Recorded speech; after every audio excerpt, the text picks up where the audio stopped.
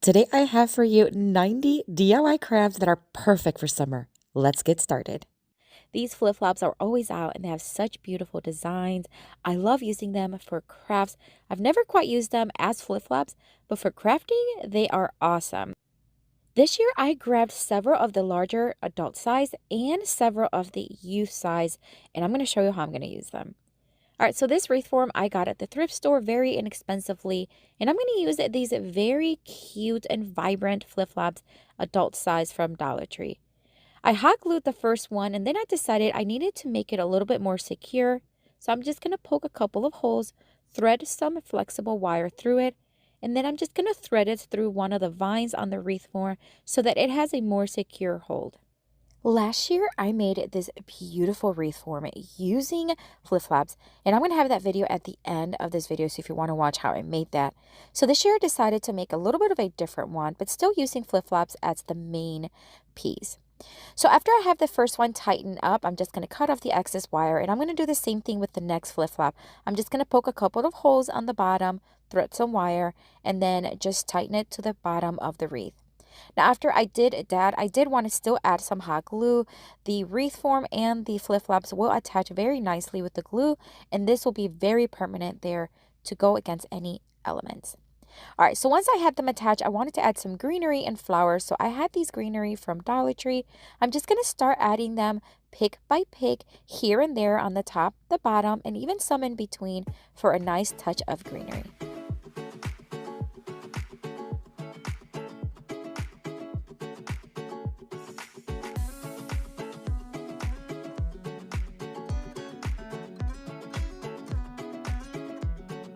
To add some color and complement the colors of the flip-flops, I'm going to add these yellow ones from Dollar Tree, again on the top, the bottom, and in between.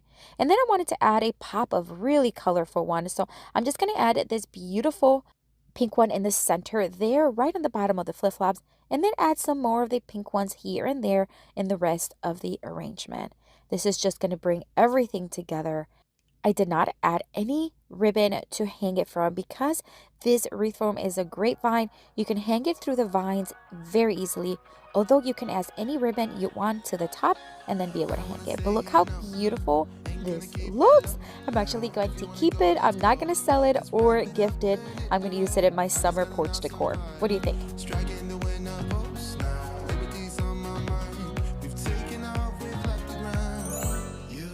For this next flip-flop hack, I'm going to take these beautiful pink and white striped ones. They are adult size. And I'm just going to place them on top of some cardboard. I was inspired by a Pinterest post that I see. And I'm just going to mark where I need to make a cut, because I need to make a base for these flip-flops to keep that V shape that I want. I'm going to use my blade knife to cut off any excess cardboard. And then I'm going to place the flip-flops right back on top. This time I'm going to trace it a little bit more in detail so that I know exactly where I need to cut. But I want to leave enough on the top so that the V shape stays in place and it's nice and sturdy. Now, once I had everything cut, I thought I needed to add just one more layer of thickness and security so that it does not go anywhere. So I had these paint sticks that I got on Amazon, but you can use any paint sticks you have on hand. I'm going to mark where I need to cut, and then I'm just going to use wire cutters just to cut them. And then I'm going to hot glue them right on top of the cardboard. Again, this is to add security, thickness, so that the flip-flops stay nice and put. Once I had them glued, I am going to paint them white. I wasn't sure if you're going to still be able to see it through the top or the sides of the flip-flops, so I wanted to just give it a nice neutral color. I didn't do the back, but if you want, you can do the back. Now I'm going to take this love sign from Dollar Tree. It has a little bit of a farmhouse look. We're going to remove everything from it. And we are going to sand down smooth any surface that has any excess glue. I'm going to wipe it down really, really well because we are going to paint the surface in a beautiful agave color by Waverly. I'm a little bit obsessed with this color. It's such a beautiful color for spring, but specifically for summer. And it has great coverage. So I only gave it one coat, and that was actually sufficient. I'm going to put that to the side, and while it dries, I'm going to attach the flip-flops to my platform. I'm just going to hot glue it in place, making sure I add enough hot glue. I'm going to add one first and then the next one.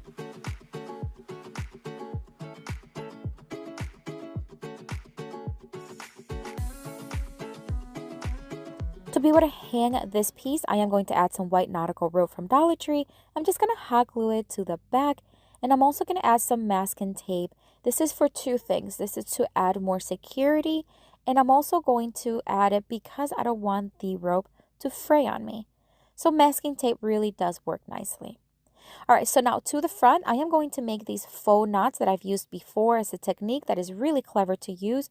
I'm going to make a very tight knot. I'm going to remove the excess rope from the top and the bottom, and then I'm going to hot glue one on each bottom of the flip-flop. In a little bit, you're going to see why that's important. Now the piece is dry, so I'm going to stencil this welcome stencil from Essential Stencil, and I'm just going to use some Waverly chalk paint in the white and stencil it away. Nothing major, nothing fancy, just going to stencil it.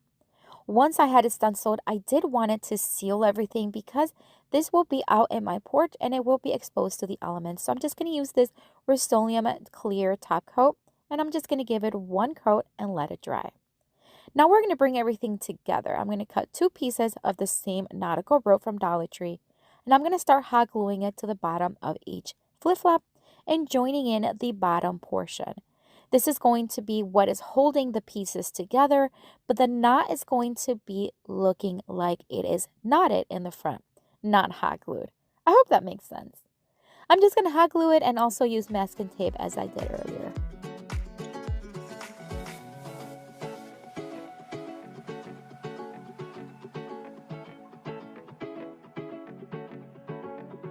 We are almost done, but I am a sucker for adding greenery, and I know some of you always call me out on it, saying you always add greenery to things. I just think it just adds character and color and just beauty. I like it, but you don't have to do this step if you don't want. I'm going to use some of these picks from the Dollar Tree I had left over, and I'm just going to hot glue them to the top, and then I'm going to bend them over as needed, as well as these cute little pink flowers and a yellow one to bring everything together and add a cute pop of color.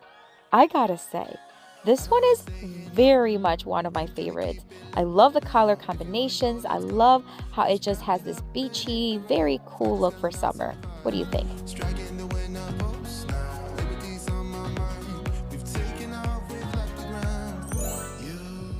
For the next Dollar Tree flip-flop hack, I am going to use this wood round from Dollar Tree. You get these all the time in the crafting section, and I'm going to start applying different colors of paint using my chalk paint brushes. Now, these brushes are great for blending, and that's exactly what I'm going to do. I'm going to use different colors of yellows and a mauve color and a blue color, and I'm just going to let you watch as I blend these colors all together, joining in the middle.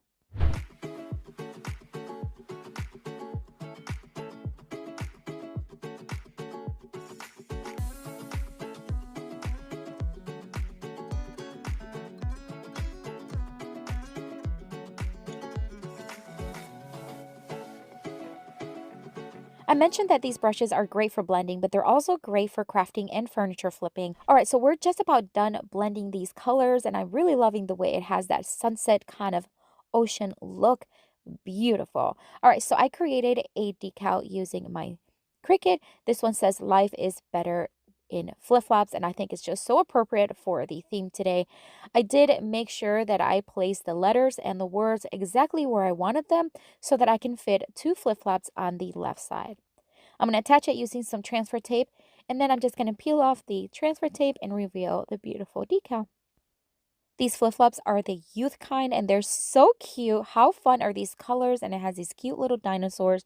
Perfect color combination with the wood round. I'm going to hot glue them in place.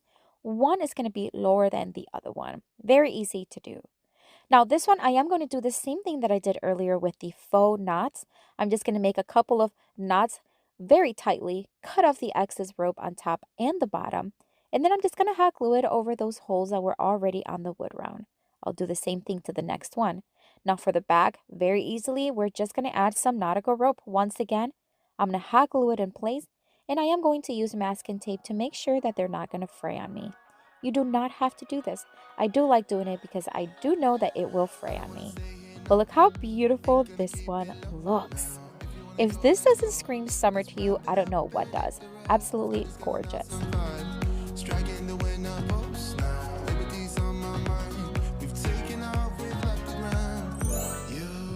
For the next Dollar Tree flip-flop hack is such an easy one. If you have a mason jar, this is one you can do very easily and quickly. I'm going to take this the youth size flip-flop. They have a very cool and groovy color scheme.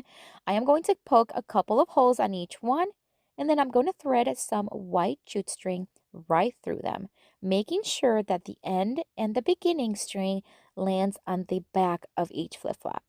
Once I have them threaded, I want to make sure that they're joined in the center as close as possible, and then I'm just going to place them right around the mason jar. Very easy. I'm going to make a very simple knot in the back, and that way we can just remove this when the season is over and reuse the mason jar later on. I'm going to take some of this beautiful teal burlap ribbon. I'm going to cut off a piece, fold it in half, and hot glue it around the thread so you do not see that part. I'm going to add this beautiful yellow flower right in the center with hot glue, making sure that the petals are underneath these straps so they don't get curled up to the top. Nice and easy. Now for the inside, I'm just going to use some regular greenery because we use that beautiful flower in the front. The greenery is just toned down enough to make that design pop. What a beautiful and easy craft you can make this summer. You can make multiples, whatever your heart says. Hula hoops that I love. They also come in different sizes, so whatever project you have in mind with them, you'll find one that fits. I grabbed one of the smaller ones. I'm also going to use some of these flat bamboo dowels and a pool noodle from Dollar Tree. I'm going to cut off a piece that's about an inch thick, and I'm also going to take several of the flat bamboo dowels. These are from Amazon, and I do have them on my Amazon store, so if you want to check that out, it is linked below. I poked a hole inside the pool noodle piece, and I'm just going to hot glue a dowel and then do the same thing across from each other. So I'm going to do one side and then one across, then another one and then one across until I have about 6 of them. What we're creating here is a nautical ship wheel. You know what I'm talking about. You've seen these before, and I thought I can make one using Dollar Tree items and these flat bamboo dowels, which are not expensive at all. You can also use the regular dowels if you need to. Once I had these dowels in place, I'm just going to place the pool noodle section right in the center of the hula hoop, mark with a pencil, and then use my miter shears to cut where I need to cut. I also have these miter shears in my Amazon store linked down below. Once I had them cut, I'm just going to hot glue them to the hula hoop one by one, making sure that I am arranging them equally separated. I wanted to add a piece inside the pool noodle piece. That way it's going to hide the hole. So I'm just going to add this wooden one from Dollar Tree. Then I'm just going to hand paint the pool noodle piece with some chalk paint. This is just because we are going to spray paint it, and I've learned that the spray paint really absorbs into the pool noodle and it does not have a full coverage.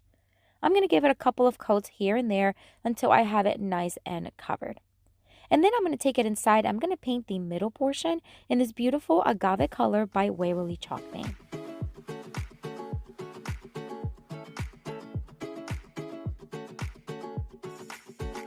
I'm going to take another piece of the pool noodle. This is about 6 or 7 inches. And I'm just going to cut one side open it up, and place it on one side of the hula hoop. Then I'm going to hot glue it shut together. This is going to give me a nice foamy area where I can start placing some florals. This is just a combination of greenery that I already had on hand, but you can use any combination of flowers you want. You can even use flowers with colors. The possibilities are endless. Once I had the flowers where I wanted it, I'm going to cover the entire pool noodle so you do not see it with a burlap ribbon that I had here on hand. I'm going to hot glue it in place, and then I'm going to make a very simple bow using the same ribbon, cut off the ends, and hot glue it to the center. I want to keep it nice and simple, but remember, you can use whatever you want. This is such a big wheel. You can add any decor that has a beachy summer theme, and this would be perfect for over a fireplace, outdoors, anywhere you like it. I think it's absolutely gorgeous. Let me know what you think.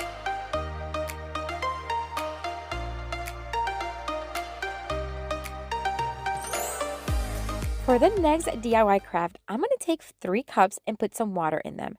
Then I'm going to take 3 different colors of paint, this beautiful agave color, the moss color by Waverly, and this Rust-Oleum navy blue paint. I'm going to dilute it nicely, and then we're going to drop in some of these half beads that I already had on hand. Now, if you do not have these, they have them on Amazon, but Dollar Tree also carries these little wooden cubes that would be great for this project, as well as this bead garlands that already come set. You can open them up and use the beads for this project. It's a great alternative if you do not have the half beads. All right, so I'm just going to drop them in. My goal was to get these stained. It didn't work. So I took him out and I'm just going to let them dry. And it took a couple of hours, but they dried pretty well. And I'm just going to paint them by hand.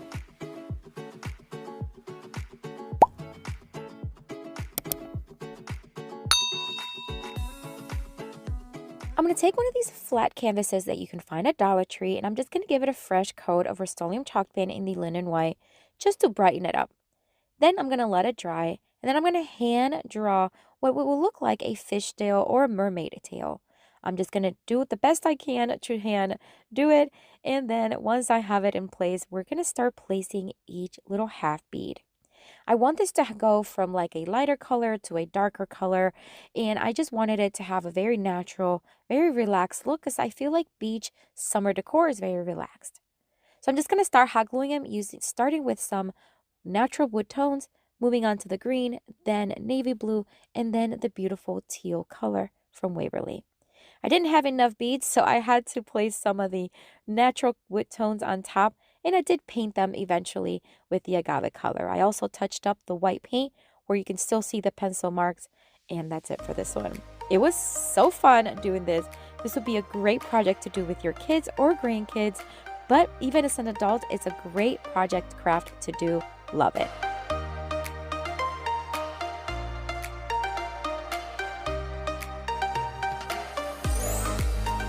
The next DIY craft is such an easy one. This little laundry sign is an ironing board, but we're going to turn it into a surfboard. So I grabbed it and I'm just going to hand draw a little narrower area just so that it looks like a surfboard.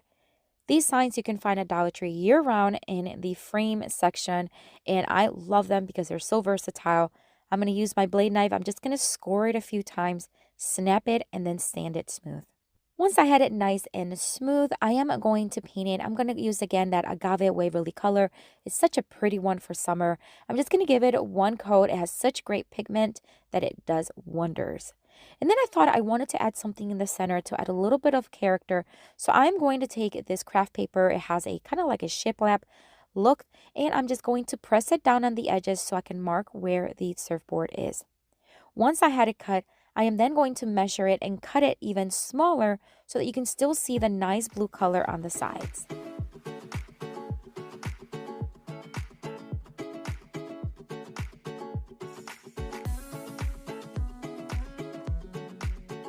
I sprayed some adhesive spray and I just attached it to the center of the board. Using my Cricut, I did create these decals that have a beautiful flower. I'm going to make 3 of them, and I'm just going to place them one in the bottom, one in the center, and one in the top. This is so that it can have a nice detail. I'm just going to cut off the excess, and that's it for this one. Such an easy one. You can also make this with foam board if you do not have a sign like this one. The possibilities are endless. So much fun creating this one. I love it.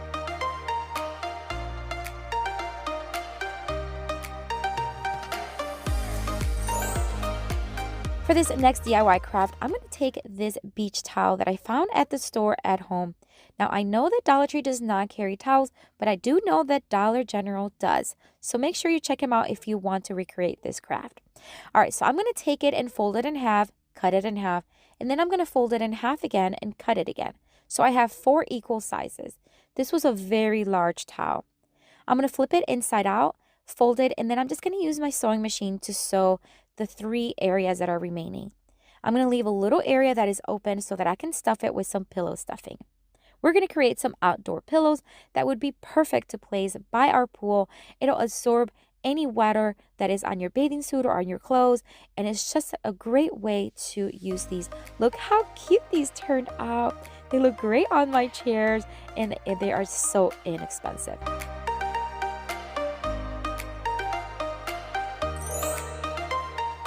For the next DIY craft, I'm going to make a very fun sign, perfect for summer. If you do not have a piece of wood, you can use the foam board from Dollar Tree. Don't forget, you can also double them up by hot gluing them or spray adhesing them, and they would be a great alternative. Once I had this piece of scrap wood nicely sanded, I'm going to hand draw what will look like a shark bite. So So I'm just going to use my pencil and just draw away.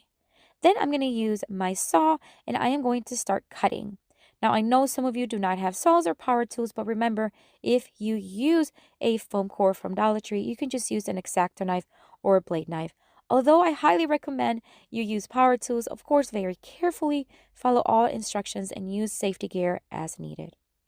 I'm just going to cut it and just keep shaping it into that shark bite. Once I had it cut, I'm going to sand down all those splinters that was left over. That way it's nice and smooth and not splintery.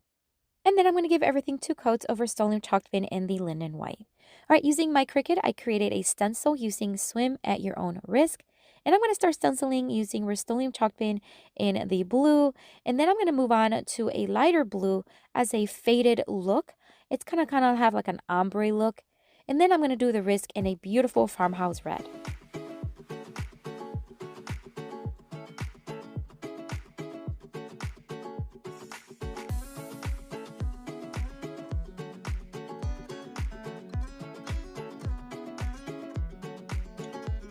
I'm going to remove this stencil, and it's always so much fun revealing this stencil, isn't it? All right, so this turned out so stinking cute. I really purposely wanted that Risk to look like it was bitten off a little bit. Now I want this to look distressed and like it's been outdoors in the weather. So I'm just going to use Antiquing Wax by Waverly and a chippy brush. I'm just going to start applying it and then rubbing off any excess, just muting it down so it looks natural. And I'm going to do that all around.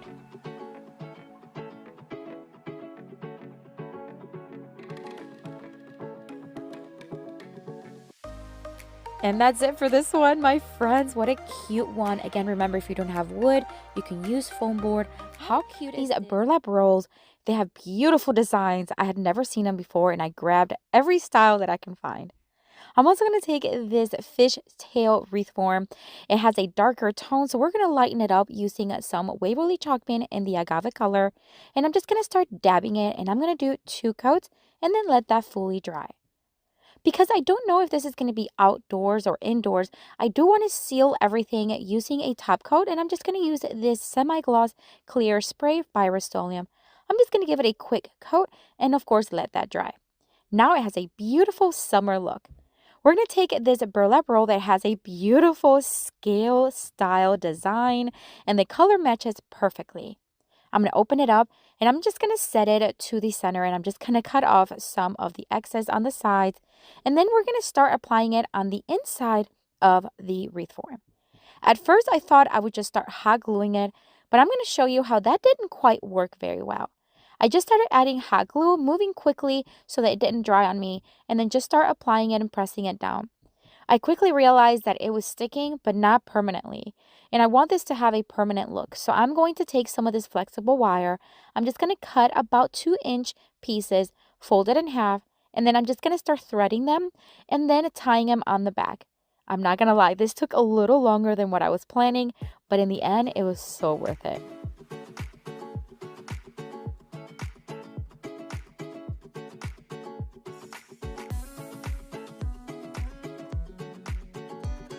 And this is what it's looking so far, and I am loving it. I added some of those ties everywhere where I thought it would need it for a snug, tight fit. I'm going to flip it over and I'm just going to start snipping all those little X's, little pokey parts from the wire.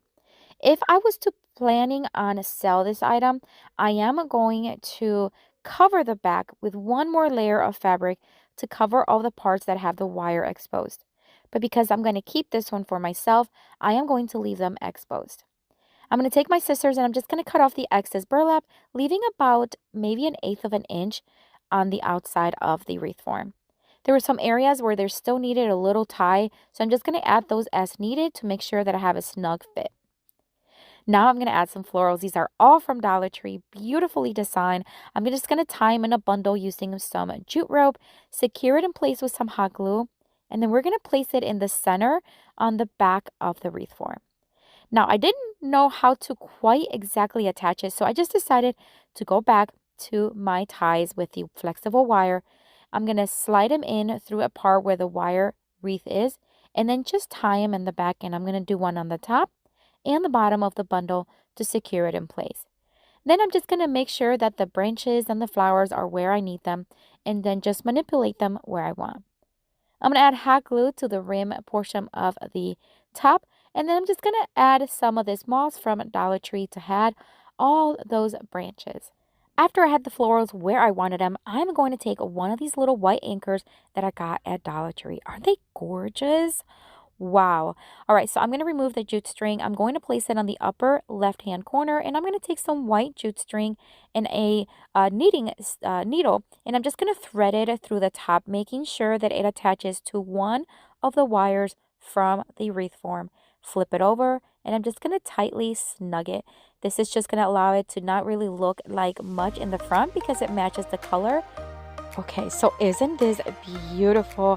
I love this wreath. It has such summer vibes, so inexpensive.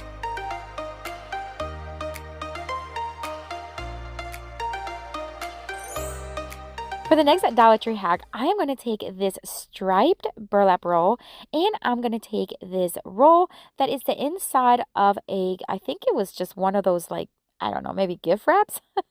I just kept it because it was actually very sturdy. I'm going to place it right in the center and just kind of start wrapping up the burlap roll. I'm going to kind of mark where I need to cut, and then I'm going to use a serrated knife to make the cut perfectly. All right, now I'm going to take some aluminum foil, and I am going to make like a little hook, like a curved portion, because we are creating a little umbrella wreath. And I need to have the umbrella shape of the umbrella. So I'm going to take some of that aluminum foil, snug it in place with some masking tape, and then just keep adding foil until I have the shape that I want. I am then going to wrap the whole thing with some masking tape from Dollar Tree for more security. And then I'm going to wrap everything up with some nautical rope from Dollar Tree, securing it in place with some hot glue.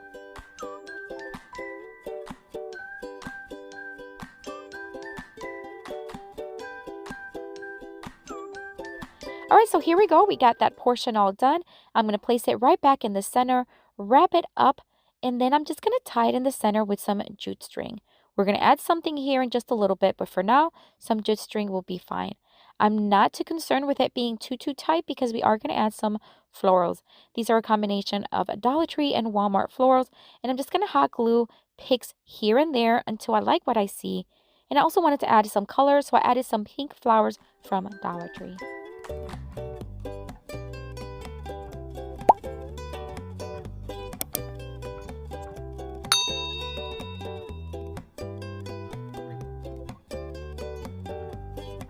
So we're just about done with the floral arrangement, and I am loving what I'm seeing.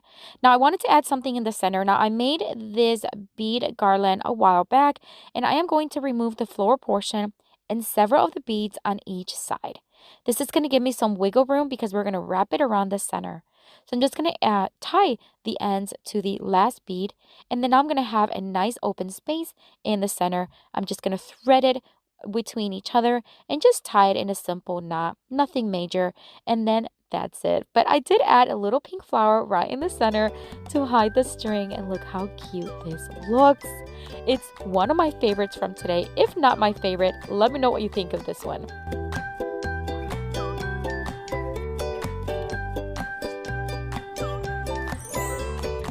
For the next Dollar Tree hack, I am going to take these two welcome signs from Dollar Tree, and I'm going to remove the galvanized word from it. It did have a little rough finish, so I'm just going to sand it down smooth and wipe it well. The two burlap rolls that I am going to use for this project is one that is natural color and one that has a bee design.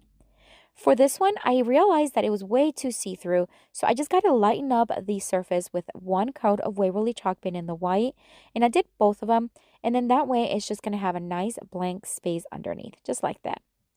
I am going to spray it with some Gorilla adhesive spray, and then we're going to attach the burlap right on top, flattening it out as best as we can, and then we're going to flip it over and cut off the excess burlap using my rotary cutter. All right, so I did the same thing with the other one and the bee design. And then I'm just going to paint the natural burlap design in with some yellow paint. Nothing major, whatever yellow paint works well. I thought this one complements the bees very nicely. I'm going to use this reusable stencil, and I'm just going to stencil it using Waverly chalk pen and the ink. This one is from Essential Stencil. I love their stencils because they are very high quality and you can reuse them over and over again. Isn't that pretty? All right, I'm going to make a very small little swag knot. You can leave it like this, but I always like to add a little bit of greenery just to add some character. So I'm going to wrap it around with some nautical rope, secure it in place with some hot glue, and just hot glue it to the top of that one. Aren't these beautiful? I love the color. I love how vibrant they are. Such a fun summer craft.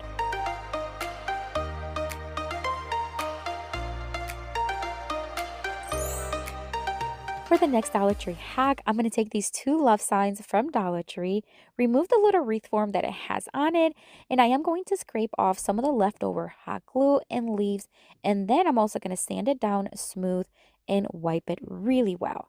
I'm also going to be removing the jute string because we're not going to need those.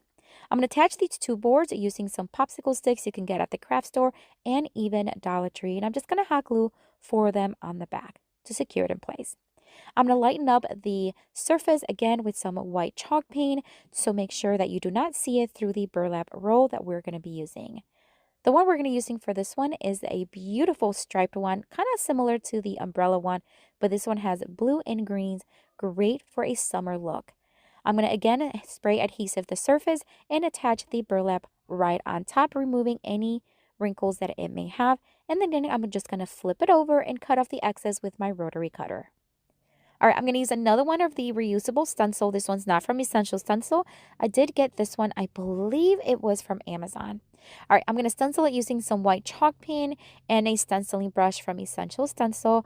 And I did leave a little extra room where the O will be because we're going to replace the O with this beautiful sand dollar from Dollar Tree. They come 3 in a pack. They are gorgeous. They're great for crafting or even just leaving them as is and adding them to your summer decor.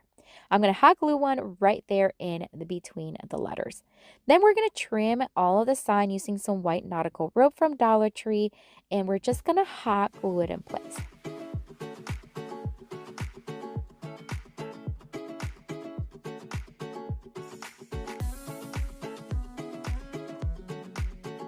Once we had that done, I did use my wire clippers to cut it. It was so much easier to do and secure it with hot glue. I'm going to add more nautical rope to the back, cut it, and that way we have something to hang it from, and added some masking tape just to make sure that those ends are not going to fray on me. But look how pretty this looks. This will be great in any beach home, vacation home, or your own home if you have a beach summer decor. Absolutely stunning. I'm doing the spring and summer season, and they have some beautiful designs and colors that are great for crafting. Some of these have butterflies or flowers, and they're just gorgeous. So I'm going to take several of them, and we are going to use them in very unexpected ways. We're going to start with this Dollar Tree hat. You can also find these during the summer and spring seasons at Dollar Tree. And I'm going to start by removing the tags and the ribbon that came with it. It's not hard because the glue, it's not sticking very well. Then I'm going to take a scarf, whatever scarf you want. I love this one, so I'm just going to place it around that center portion. And then the key here is just kind of keep snugging it and tugging it and scrunching it just so that you have a nice set piece around it. Then you're just going to make a very simple bow. I'm going to show you 3 ways you can style this hat using one scarf. The very simple bow, and then just fluff it as needed. This would be super cute to wear to the beach or to a park or anywhere you want. I love this style. The colors of this scarf really complement the hat very nicely, and it's one of my favorites. The next way is you just want to loosen up that bow, and then you just want to turn it into a very snug knot. That's it. This is actually my favorite, and I am going to keep it this way for me to use this summer. I think it will look so pretty for a picnic or even just a stroll at the park. The next one is just by adding some quick little florals. You can find these at Dollar Tree. You can add any color you want. Just add them in there as needed. You can hot glue them if you want. And look how pretty this looks. It would be perfect for Easter Sunday or a picnic or even an outdoor wedding. Wouldn't that be pretty? For the next hack, I'm going to take this wreath cross and then I am going to take another one of those beautiful scarves and just cut it. This one was actually an infinity scarf. Now make sure that when you fold it in half, just like I did, you are folding it with the brighter design on the outside. Then we're going to start at the bottom and we're just going to simply wrap the cross all the way from the bottom to the top. I'm not overly concerned with the middle portion where the cross meets because we're going to cover that later with some florals. But right now I'm just focusing on making sure that I'm hot gluing as needed and wrapping it all around where everything is covered.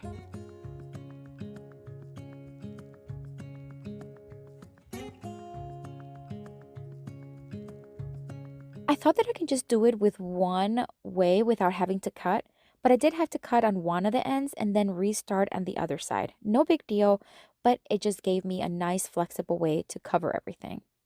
Once I had it in place, nicely hot glued, you're going to see that it's nicely covered in the middle. You can see a little bit, but no worries. We're going to cover it up. And first we're going to add one of these foam balls from Dollar Tree. I'm just going to cut it in half so that I have one side that is flat. I'm going to poke 2 holes and then thread a zip tie right through it because we are going to tie this to the center. That way we can add some florals. I am going to add a little bit of hot glue to make sure it's nice and secure and just zip tie it nice and snug. Then we're going to cover up that foam using some moss. This is moss from Dollar Tree. Again, most of these items are from Dollar Tree because it's so inexpensive. Even the zip tie is from Dollar Tree. Hot gluing the moss is very easy. You just want to add hot glue and carefully just place it. And then I'm going to go all the way around and the top.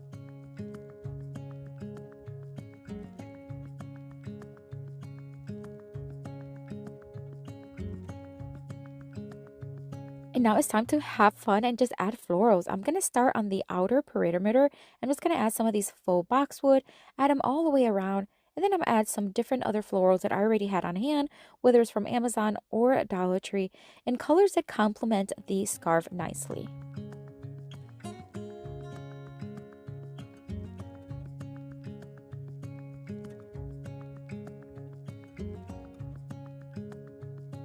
And we are just about done with this one. And I gotta say, these colors are stunning.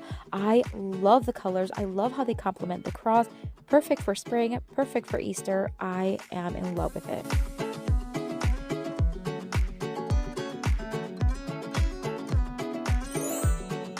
For the next hack, I'm going to take another one of those scarves. This is going to be another very easy one. I'm also going to take these tulips that I am obsessed with. These are from Amazon. Then I'm going to take the nice, beautiful scarf and I'm just going to fold it in half, making sure that the ends nicely meet each other. Then I'm going to place the tulips right in the middle and just fold them up. Don't worry if you can't see them yet. We're just going to tug in those little sides and then scrunch it in the middle very nicely and not too tight, just snug enough to hold them. I'm going to place a nice complementing ribbon, tie it in the center, and once you tie it, you can pull it up if you need to. Just tug it up just a little bit if you have to. Then I'm just going to make a very simple bow once again. You can always just leave it in a knot, but I think making a little bow looked really cute. I'm going to fluff it just a little bit. I'm also going to cut the ends in a dovetail design so that it looks nice and finished. Then I'm just going to fluff it nicely and bring that top bottom towards the bottom and then to the side, and then the back to the side. Fluff it, making sure that the flowers are where you need them. Pull them out, bend them to the sides as needed. This is absolutely gorgeous. I think this will look great in a console table or even a coffee table on top of some books. Wouldn't it be gorgeous?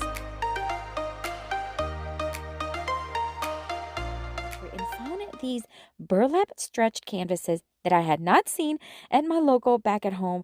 So I wanted to bring some home and I'm going to show you what I did with them. For the first DIY craft, I'm going to take these two and I'm just going to place them one on top of the other. Now, the little burlap was way too thick on each ends. So I did want to just shave that off, cut it off so that I can then join both canvases without them being too bulky in the corners, and then that both in the center can meet with hot glue. This worked perfect. So if you're going to recreate something like this, make sure you remove all that excess burlap from the corners. To make it a little bit more tight and secure, I am going to staple it the front and the back using my electric stapler, but if you have a handheld one, you can use that as well. I'm going to use these paint sticks that I get on Amazon, but you can use any paint sticks you have on hand. I'm going to line the entire piece, including the center, with 2 paint sticks in each. I want the border to be nice and thick, so I'm just going to mark, cut with my wire cutters, and hot glue as needed.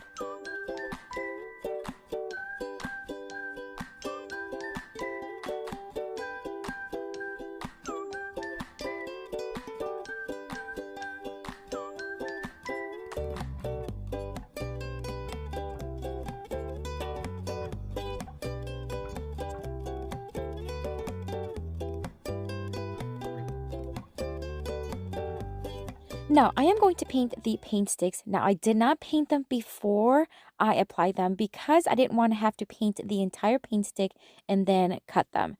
So I'm just going to use a cardboard just to kind of keep me not from painting the burlap, and that did really well. Once dry, I am going to very lightly sand it with a 120 grit sandpaper just to smooth everything out, and then of course dust it really well.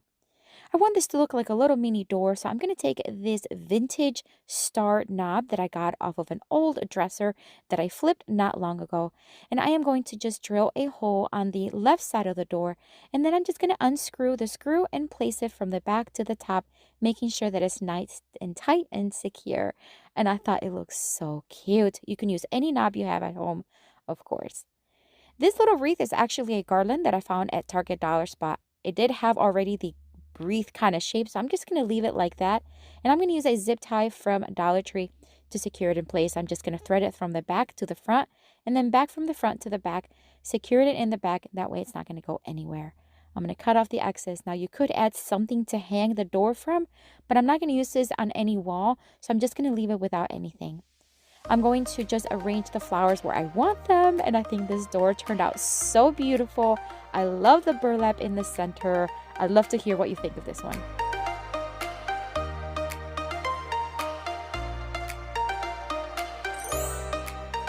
For the next Dollar Tree DIY craft, I'm going to take another one of the burlap canvases and 4 of these little horizontal signs from Dollar Tree. These are so fun to craft with. I'm going to mark where I need to make cuts with my miter saw. If you do not have a miter saw, you can certainly use your miter box to cut these. I'm just going to place those 2 just temporarily so that I can mark where I need to cut the other 2 pieces. Same thing, I'm just going to mark and cut with my miter saw. I attempted to remove the paper from it. It was taking way too long. I did remove the sticky barcode paper from the back, and then I'm just going to sand down the paper as much as I can. And then of course I do want to dust it really well because we are going to paint them.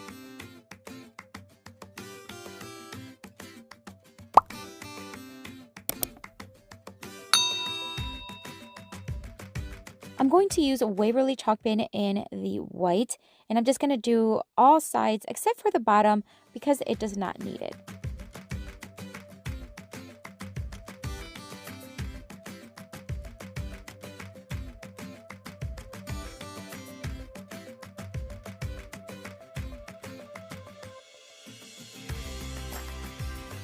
Once it was dry, I am going to pre-drill several holes, 3 specifically, on each side of the inside of the canvas. This is because we are going to use screws to tighten everything securely onto what will be a tray.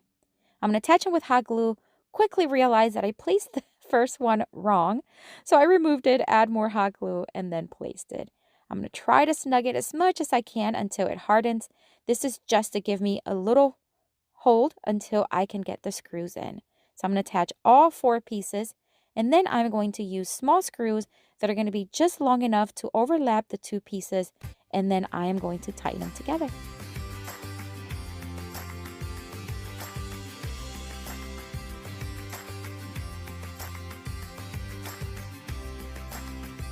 I wanted to add some detail to the outside, so I'm going to use some of this white nautical rope from Dollar Tree, and I'm just going to hot glue it all around the outside of what will be a decorative tray. Now, this is not meant to hold anything heavy. This is just for decorative purposes. I added these little felt pads to the bottom so it does not scratch any surface. And look how cute this looks. Oh, it's one of my favorites from today. So fresh, so beautiful.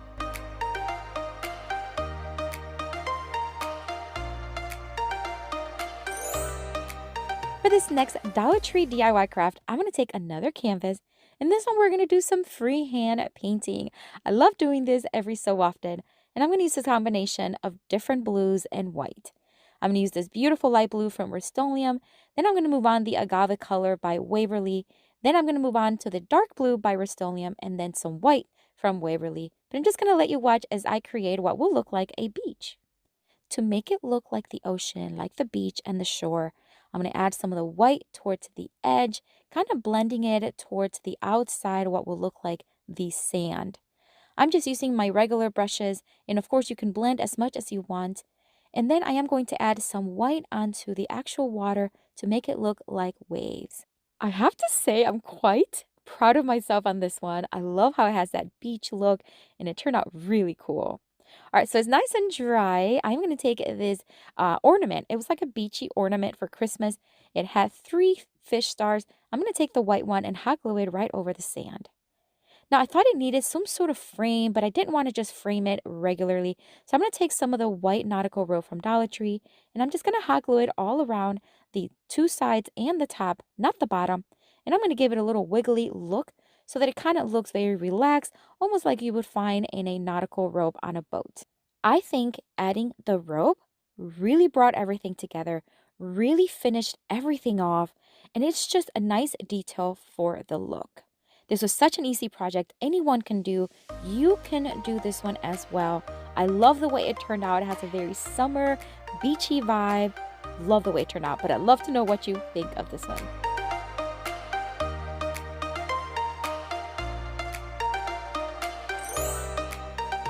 For the next Dollar Tree DIY craft, I'm going to take another burlap canvas and this very old reusable stencil I've used so many times. I'm going to stencil it right over it using some Waverly chalk pen in the white.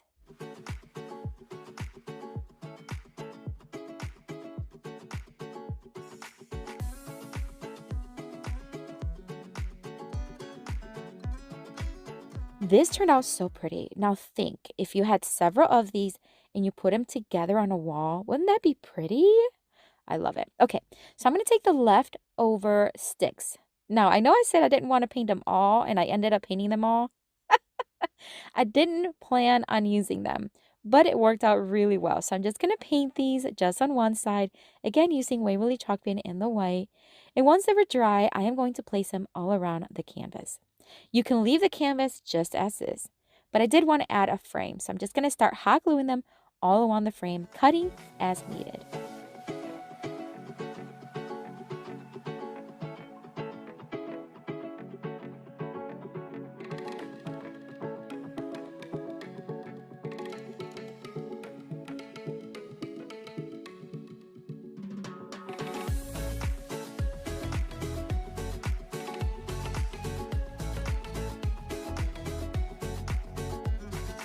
I do want to add a way to hang this. You don't have to because you can actually place this right on the wall on the ledge of the canvas.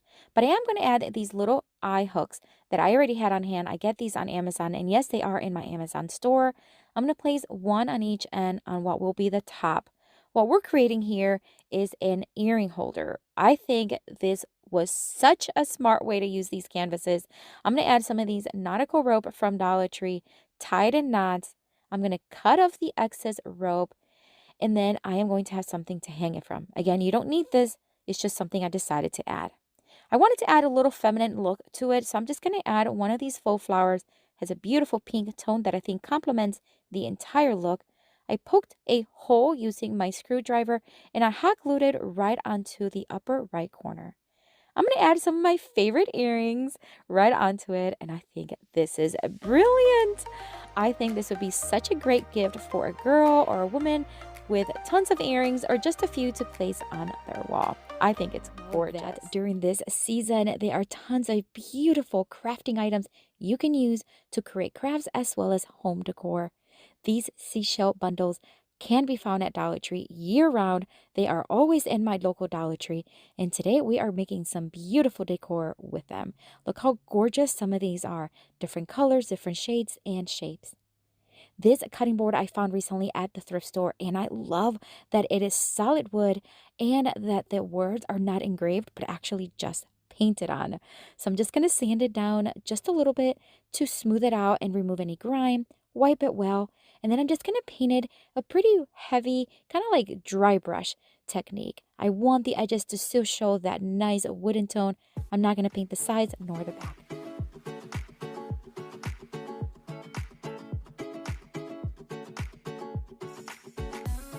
While that dries, I'm going to take this beautiful wreath from Target Dollar Spot. They're $3 each, as well as this decorative starfish that I found in a bundle, and it came 3 in a pack. I am also going to be hot gluing it right onto the wreath form. Now, this is key because the wreath form is so thin. You just want to apply glue right where that starfish is going to touch, and then just hold it for a few seconds until it hardens.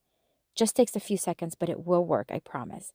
Then I'm just going to add some seashells here and there, doing the same thing, just placing it where I want, kind of looking to see where it touches the wreath, adding hot glue, and then holding it for a few seconds.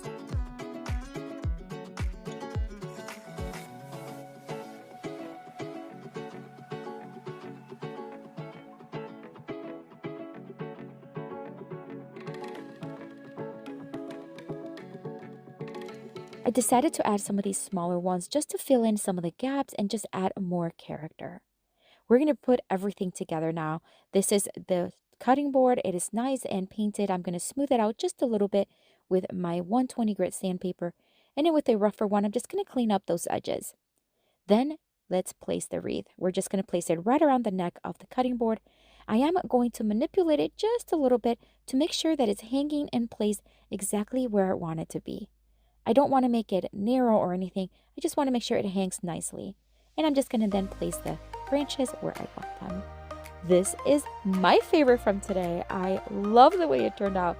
So beachy, almost like a relaxed look.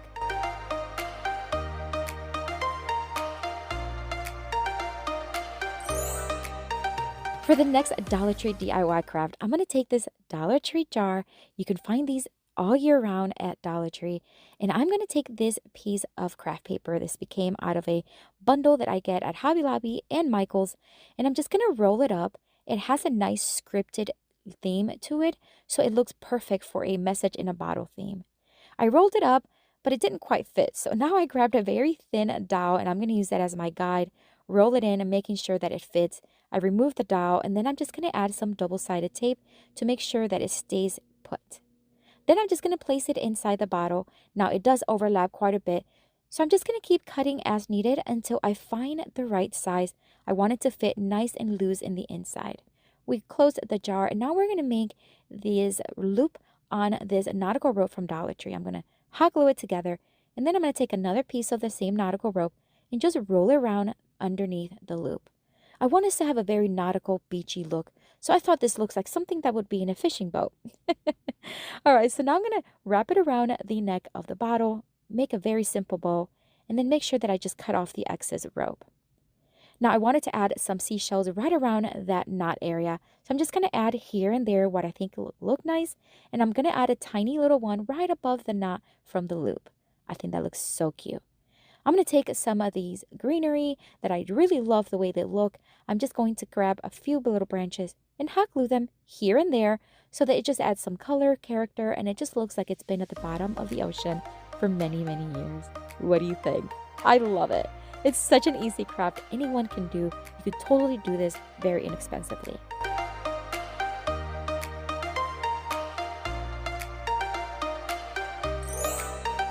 For the next DIY craft from Dollar Tree, I'm going to take this jar. I'm going to remove the inside. This is the kind of jar that you would use for like canning. I am going to paint the little top portion because the gold does not go with the theme today or the look that I'm looking for. So I'm just going to give it a couple of coats and then let it dry. I thought it wouldn't stick well to the metal, but it did. I was pleasantly surprised. These little white rocks you can find at Dollar Tree year-round as well. Such a fun item to have and craft with. I'm going to fill the jar. You can fill it to as high as you want. I wanted it to be about a third filled. I'm going to also bring these seashells that are also from Dollar Tree. These are all white. They have a beautiful bright tone to them. And I'm just going to start hot gluing them to the rim, making sure they overlap each other.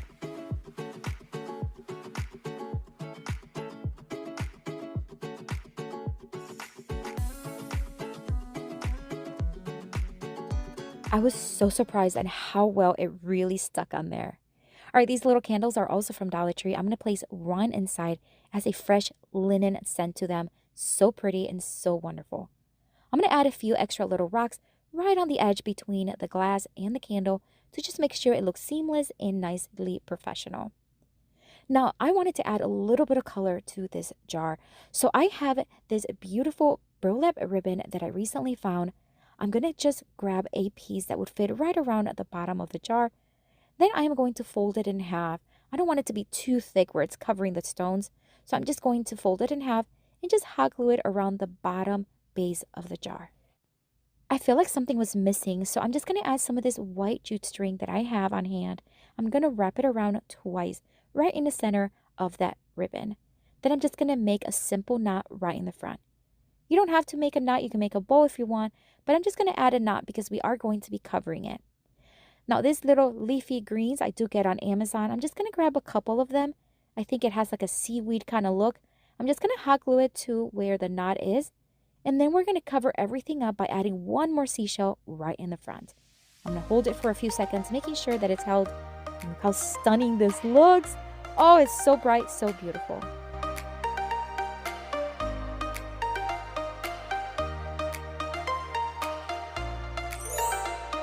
The next DIY craft from Dollar Tree, I'm going to take these shower rings from Dollar Tree. Now, this is a project I did a couple of years back, but I'm going to show you again how I made these rings because then we're going to put everything together using seashells. I'm going to take 2 rings and I'm going to hot glue them together, making sure that each end aligns with each other. A little bit of hot glue goes a long way. It sticks really well, and these are very light, so it worked really well. I'm going to do the same thing to the other, making sure that I have a set of 4.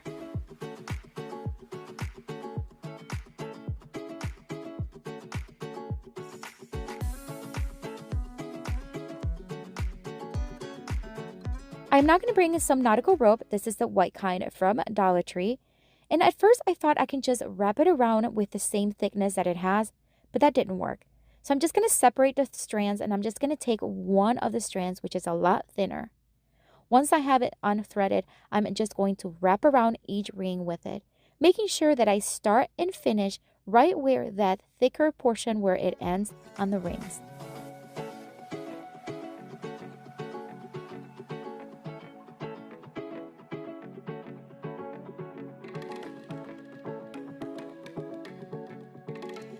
All right, so now that we have the first one here nicely wrapped, I'm just going to overlap here and there where I need it. You can see some of the gaps right through the rope, so I'm just going to go back around and just add as needed. And then I did the same thing to the other 3 rings so that I have a full set of 4. Now that's because I have 4 people in my family here, but if you have more, you can certainly make more rings as needed. We are now going to add some of this greenery once again. I'm just going to pull a few of the strands and then I'm just going to hot glue it to the front of each ring. Nothing major, just a little bit of hot glue goes a long way. It really sticks to the strands of this rope really well. And then I'm just going to add 1 seashell. I grabbed 4 of them that really look similar and I'm going to place it right in the center, making sure that I'm holding it for a few seconds so it sticks.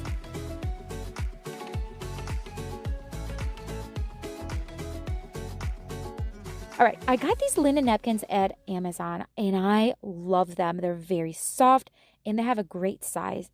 I grabbed a pack of 4, but they do have more and I do have these in my Amazon store. I'm going to thread each one of the napkins right through the ring, making sure that that nice shell are facing the way they should. And then I'm just going to place it in a place setting and look how beautiful this looks. I love how toned down it is. I love how fresh it looks. And it's such a beautiful decor for summer. This shelf is a hanging one that you can find at Dollar Tree year-round. And I'm just going to grab my drill and just start drilling the holes. Now, they already had holes. We just wanted them to be a little wider. I'm going to sand them down very smooth. And then, of course, I want to dust it and wipe it really well because we are going to paint it. And we're going to give it 1 coat of Waverly chalk paint in the white, both the front and the back.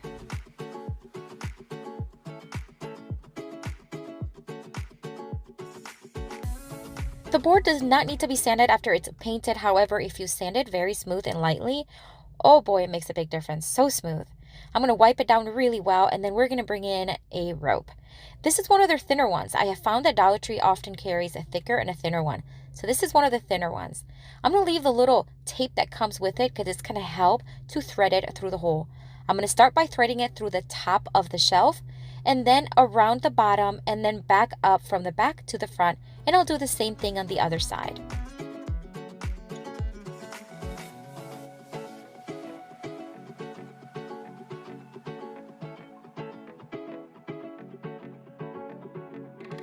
Once I had the rope on both sides, I'm just going to now try to measure and see how long I want the rope to be. This is going to be a shelf for the wall, so I'm just going to lay on my table just as if it would be on the wall. Once I had it where I wanted, I'm just going to grab and bundle the top and then just take another piece of the same nautical rope and roll it around, hot gluing as much as I can.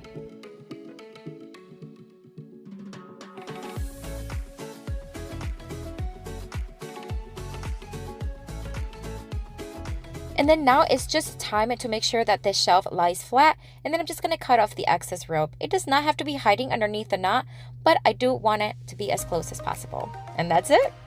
Oh my goodness, this was definitely one of my favorites. It's such an easy one. You can even make 2 or 3 and hang them together. That would be beautiful.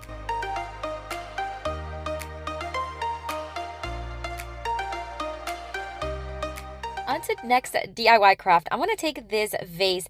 It is glass and I got it at Target Dollar Spot, but Dollar Tree does have a lot of glass vases that this can be done to. Such an easy one. We're just going to start hot gluing the rope onto the bottom of the vase. Now you want to hot glue all the way around and work quickly because hot glue and glass kind of makes the hot glue dry real quick. So just make sure you work a little quick. Then we are going to just start doing one more row, hot gluing in every area.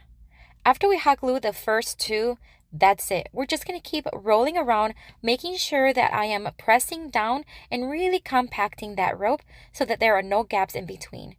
Then once I reach the top, as high as you want to take it really, then I'm just going to hot glue that last portion, making sure that I am ending and making the cut exactly where I started it.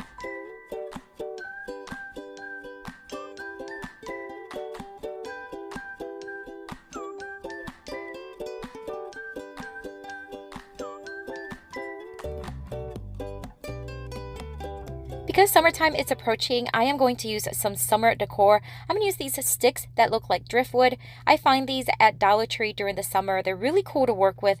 I'm just going to hot glue a couple of them to the front in a V shape. Make sure that the front is exactly the opposite side of where the cut rope is. Then I'm going to add some seashells that you can find at Dollar Tree as well. Of course, you can always customize it to Christmas or fall or any other season or holiday you want. So I'm just going to hot glue them in place.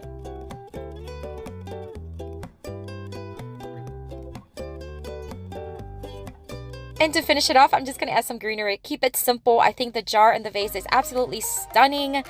Another one of my favorites from today. I love the simplicity of it, and it's just a rustic, beachy look. Perfect for summer. What do you think?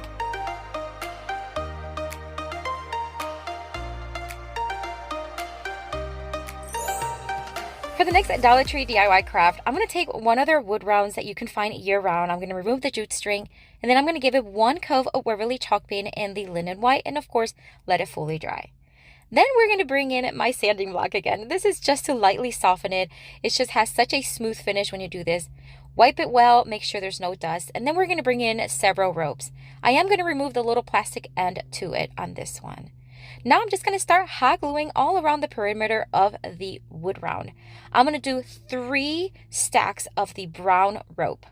Once I had the rope stacked 3 times, I'm going to cut off the excess, and then we're going to add some of this white nautical rope, again from Dollar Tree.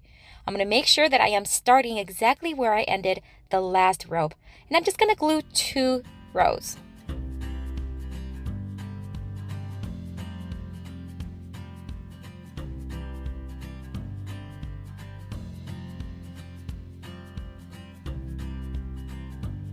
After I made the cut, this rope really does fray easily, so I'm just going to add some hot glue in between all the strands. That way it's just going to hot glue nicely. I'm going to cut 2 strands so I can make some handles. You can cut these as long as you want, just depending on how long you want the handles to be. I'm going to hot glue them on each side, making sure that the area where we started and finished it, the rope, is going to be in the back. And then I did the same thing on the other side. Look how beautiful this looks. Tell me this would not be perfect really for any season, but for summer it's absolutely gorgeous.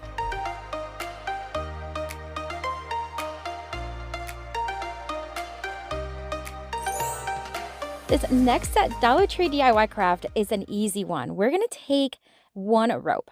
We're going to fold it in half and cut it. Then we're going to fold those in half again, nicely even, and cut it again at the halfway point. Make sure you follow and hopefully you don't get confused. It's actually quite easy. So we're going to have two sets of two. Now we're going to join them together with hot glue. Very simple. These ropes really attach well with hot glue. So I'm just going to add some hot glue in between each rope and attach them together. I'm going to do the same thing with the other one.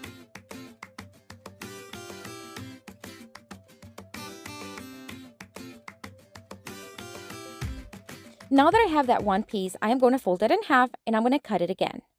Now with this piece, we are going to create one curtain holder, and with the other one, we'll create the second one.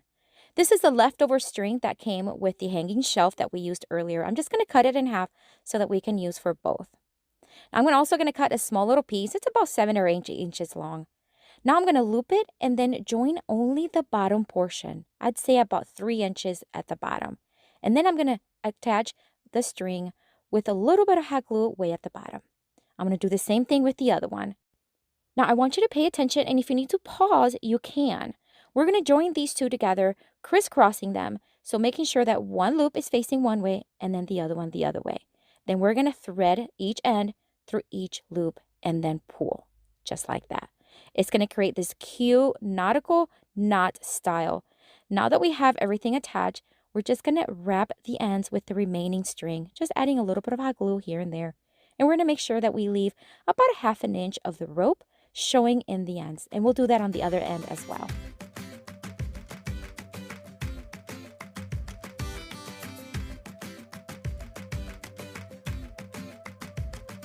I did exactly the same thing to create a second one so they match, and look how cute this looks. I love how easy this was, and it adds such character. You can use this in any room.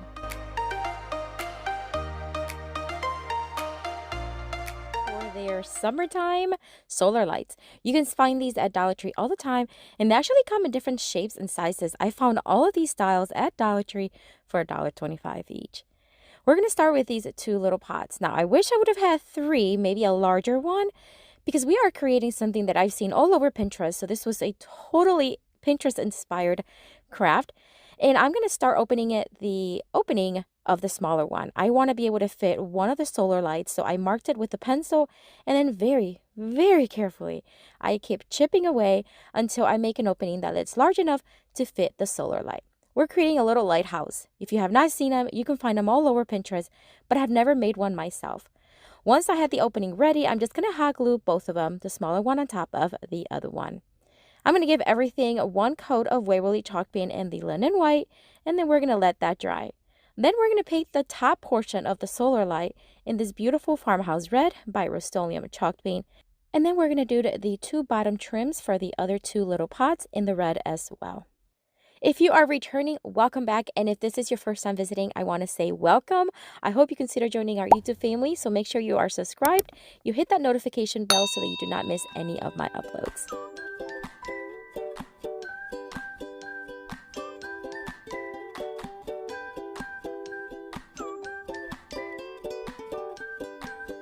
For this next step, you can totally do this by hand, but because I have my Cricut Joy right next to me, I'm going to make a little window and a little door for our little lighthouse. So I'm just going to weed these out. I did have to cut the little door just a little bit. I made it a little bit too long. And then we're going to place the little window on the top one.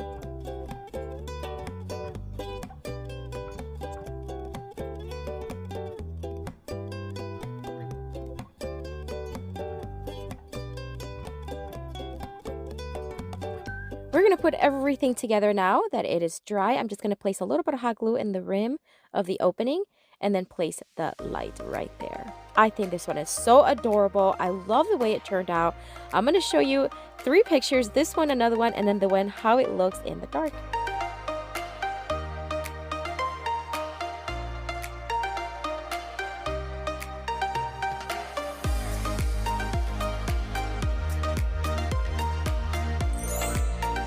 For the next Dollar Tree DIY craft, we're going to start with these little wooden pieces you can find in the crafting section at Dollar Tree. These little pots are so cute, and then these little wooden forms are so adorable, especially for now for summer.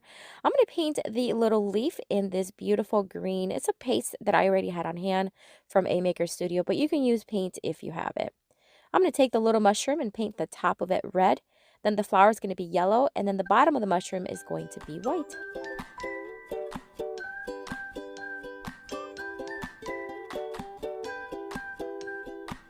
We're going to take what it looks like a mason jar, but this is actually a pasta sauce jar, and we're going to fill it up with some dirt. I keep dirt on hand so that I can fill my indoor plants with, and I'm just going to fill it maybe about 1/3 of it up, or maybe a little bit more. Just fill it to whatever you desire. Once I had it in place, I'm going to place some little flowers inside the little flower pot. I'm just going to add hot glue, then add this yellow one and some green ones just to fill it in. And then we're just going to make a little greenhouse. So using my scissors to help me place them in, I'm just going to place them one by one where I see fit. And then we are going to bring in the solar light. This solar light is my personal favorite because it has the cutest little butterfly attached to it. Look how cute it is. We're going to remove the bottom and we're going to remove the actual cone as well. Then we're going to move the little portion so that we can light it up, and it works just fine. I love it. All right, so we're going to add hot glue to the rim of the solar light and place it right on top of the mason jar. This one is totally one of my favorites. I love the little butterfly that came with the light. I think it adds so much character, and I just think this one is just so gorgeous. Let me know what you think.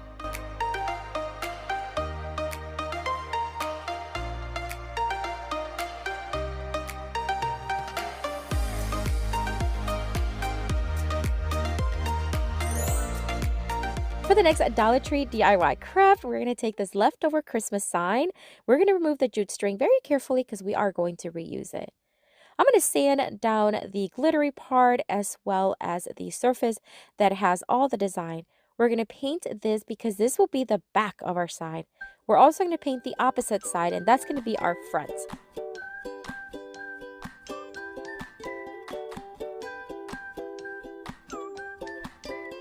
All right, so now it is painted. Now I purposely left some of the edges in this distressed look. I didn't give it full coverage. That's because we're going to sand it down. Now I did make some lines with a pencil. They are going to get muted and almost disappear, but it will be there very subtle. And then using my Cricut, I created this phrase. It's a phrase that I saw on Pinterest, and it says, "Nothing can dim the light that shines within." I think it's so appropriate with the theme of today's video. So I'm just going to place it on some transfer tape and then place the quote on the right side of the sign. I'm going to scrape it on and then remove the transfer tape. Now, the solar light we're using for this one is an adorable one. It has a very farmhouse look, and we're going to leave it entirely like this except the little stake from the bottom, which would technically, you would just put it like that and then be able to put it on the floor. However, this time we're just going to remove that part. We're just going to keep that top portion. Because that bottom portion kind of removes easily, I'm just going to add some hot glue and make sure that it's a bit more secure. So I'm just going to place it and then mark with a pencil where I need to drill a couple of holes, and then we are going to attach the solar light using some flexible wire.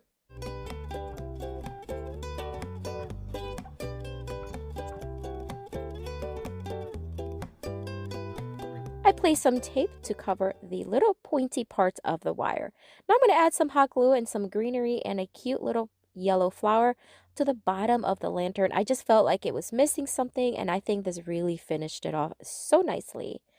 I'm going to replace the jute string back on it, but I'm going to place some masking tape to the edge. That way we can thread it nicely.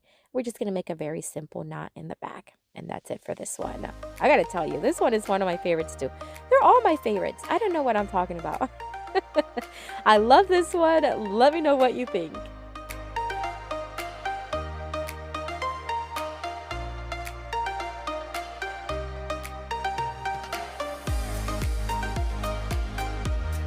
Crafted with these fabric before, but not using their new summer designs, and I grabbed every single one that I can find that I loved, and we're going to start with this beautiful design with flowers. We're going to open it up, and at first sight it is extremely wrinkled, so I'm going to take my little mini press. It's just a little tiny iron, and we're going to flatten it out just a little bit. Then I'm going to grab a book that I already had on hand. This one is one from Dollar Tree that I've been pulling pages from for a while. I'm going to grab 10 pages total, and then I am going to cut off the edges just so that I only have the area that has the words on it. So the top, the bottom, and both sides. Then I'm going to mark about maybe 2.5 inches in the center from the bottom, and I'm going to cut in a V shape. I'm going to make a banner. I love making banners, especially for every season. I'm going to take one of these wooden flowers from Dollar Tree, and I'm going to trace it in a piece of that fabric we opened up earlier. This is going to allow me to have 5 different flowers, all with the same size and style, and then we're just going to cut them.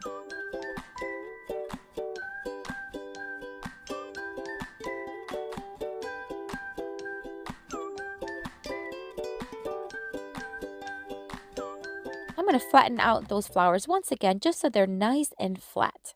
Then we're going to attach one on top of each paper.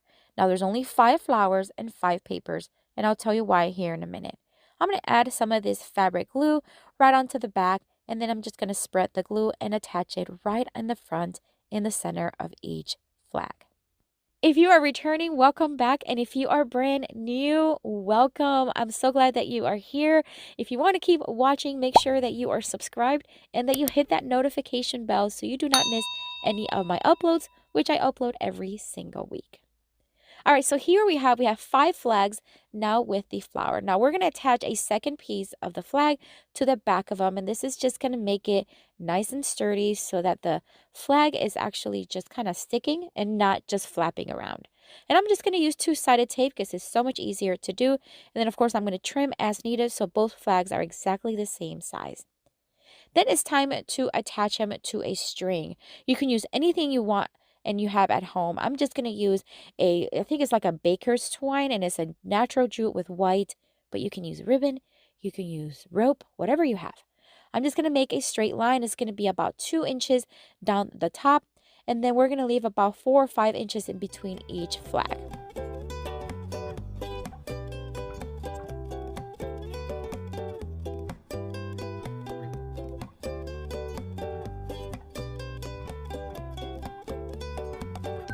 Even though it's hot glued, I am going to add some masking tape, making sure that it's not going to go anywhere. And now it's time to add some greenery. I love adding greenery in between each flag, as well as the front and the back. That way, it's just going to add texture, color, and just freshness, ready for summer. And let me tell you, I love this banner. And this is what it looks like on my fireplace. It just adds such color. This will be perfect for a custom banner for a birthday or a party.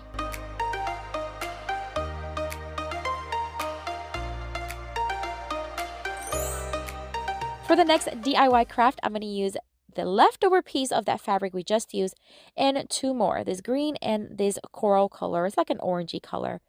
We're going to flatten it out and iron it just a little bit. We're not looking for perfection, just to remove those heavy wrinkles. Same thing with the other one. Now I'm going to use the guide of the first one because it's a leftover piece we have. I want all 3 pieces to have the same size. So I'm just going to place them one on top of each other and then remove that excess piece. Then we are going to fold these, leaving them stacked just like they are in half, and then we're going to cut 2-inch strips all the way across.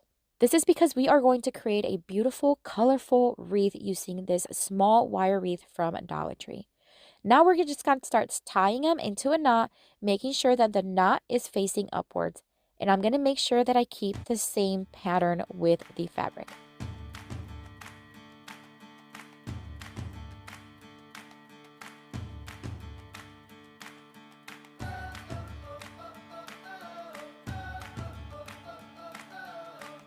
This is looking so pretty. Now I did 2/3 of it, so make sure you leave 1/3 of the wreath not covered. I'm going to straighten out those little frays, and then we're just going to cut them to make sure that they are all even and they don't look so crazy. Wire portion with some leftover fabric, and you can use any of the colors you have. I just thought the green will look really cool. We're just going to wrap it up and down, making sure that it's fully covered. This is also going to give us a good base so we can add some florals. I'm going to hot glue it in place and make sure that I cut off any excess of the fabric so it looks nice and neat. We're going to bring in some greenery and some flower. These are all from Dollar Tree. We're going to cut off different stems, hot glue them in place, some facing up, some facing down, but as long as everything looks kind of even and pretty.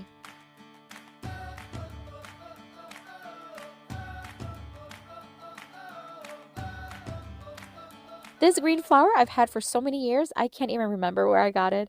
But I poked a hole right in the center of the green portion, added glue, and stuck it right in. I added some extra yellow ones to add more color and design, and I think it turned out so beautiful. It actually looks a lot larger than what the actual wreath form is, and I love it. Let me know what you think though down in the comments.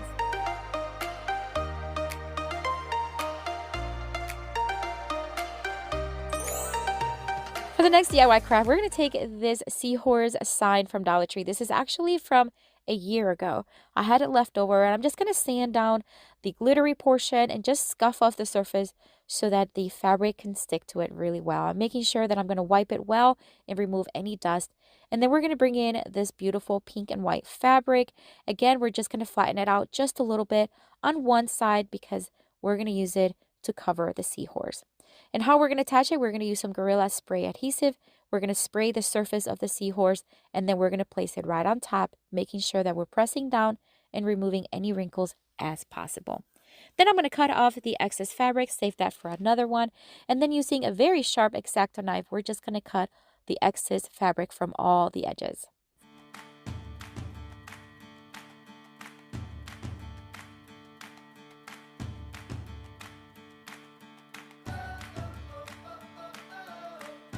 I noticed that some of the edges was not sticking very well, so I'm just going to add a little bit of glue, and that did the work. All right, so now we're going to add some greenery to the neck of the seahorse. This is just greenery I already had on hand. I'm just going to hot glue it right on top of it. It really stuck really well. And then I am going to add some longer ones because it just kind of resembles seaweed, and I think it looked really cool. So I'm going to add a couple of these and then add some florals and some seashells to just add color and texture and really that summer vibe.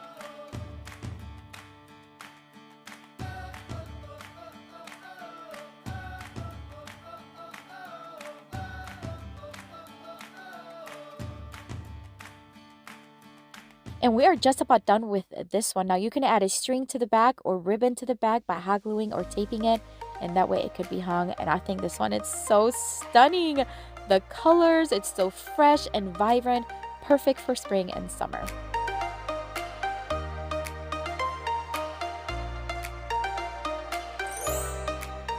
For the next DIY craft, we're going to take this announcement board. You can find these at Dollar Tree pretty much year round. I'm going to remove the jute string from it, and then we're going to give it a couple of coats of this Waverly chalk pen in the ocean color.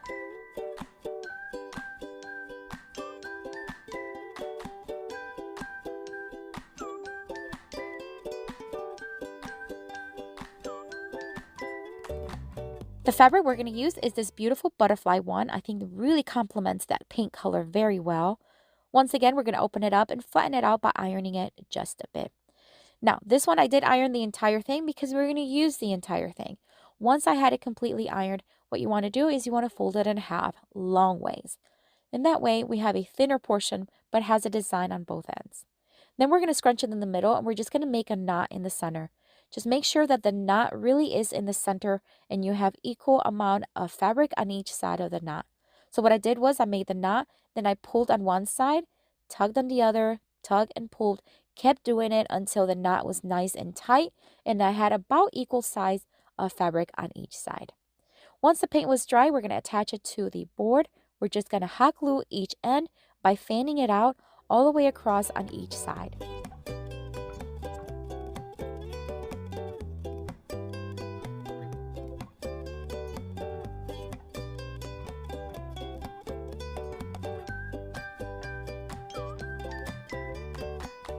Because I had the double fabric, I had to make sure that I glued the one, and then I glued the one on top of the other one. Then we're just going to add some greenery. We're just going to add the same greenery we added to the seahorse on each side of the knot. Hot glue was plenty sufficient. And we're going to add just one tiny yellow flower on each side. This is really going to make everything come together, the pop of color, but also not adding too much because the fabric, it's so busy already. But look how pretty this looks. The colors, the combination of texture and design, I love the way this one turned straight to the plate area. I'm going to show you a quick craft you can make. You can sell these and people will buy them. So for a patriotic theme, I would go with like a blue or maybe this red and white one, or even this gorgeous plaid one that I found and I took home. I love the way it looked. I also have this other blue distress one that I already had at home. I'm going to show you how you can turn these into beautiful crafts you can sell. All right, for the plaid one, I'm just going to quickly dry brush some white chalk paint. We're going to let that dry, very light coat, and then we're going to bring in these rub-on transfers. I'm going to cut off the one that has these American flag, and I'm just going to peel it off just like a sticker, place it in the center, and then it's as easy as just rubbing. This little rubbing tool, it's a scraper, and you're just going to rub it, and then you're just going to pull the plastic as you're rubbing it, and the transfer is just going to transfer beautifully. And you're going to keep doing this until the entire transfer is on your platform. And then once it's on there, you just want to rub either with your fingers or with a clean rag just to make sure it's attached. And look how gorgeous that looks. I'm going to sand down just a little bit that paint that I added, dust it really well just for a smooth, clean finish. We're going to cut off another one. We're going to place it towards the bottom in the center and do the same thing. It is so easy, so economical, and these plates are gorgeous. Then I went on to the frame area, and I got these plate or like picture frame stand. You just place them right on there.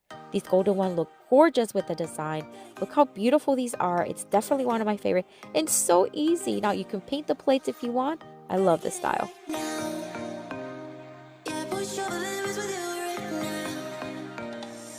While at Dollar Tree, I also grabbed these hanging shelves. I know you've seen them before. I use them all the time. I'm going to use 3 of them. I'm going to show you how you can create a beautiful patriotic or any other style sign, and you can actually sell these for a profit. They're made out of wood. Yes, they're not solid wood, but they are solid enough where they look very high-end and very professional.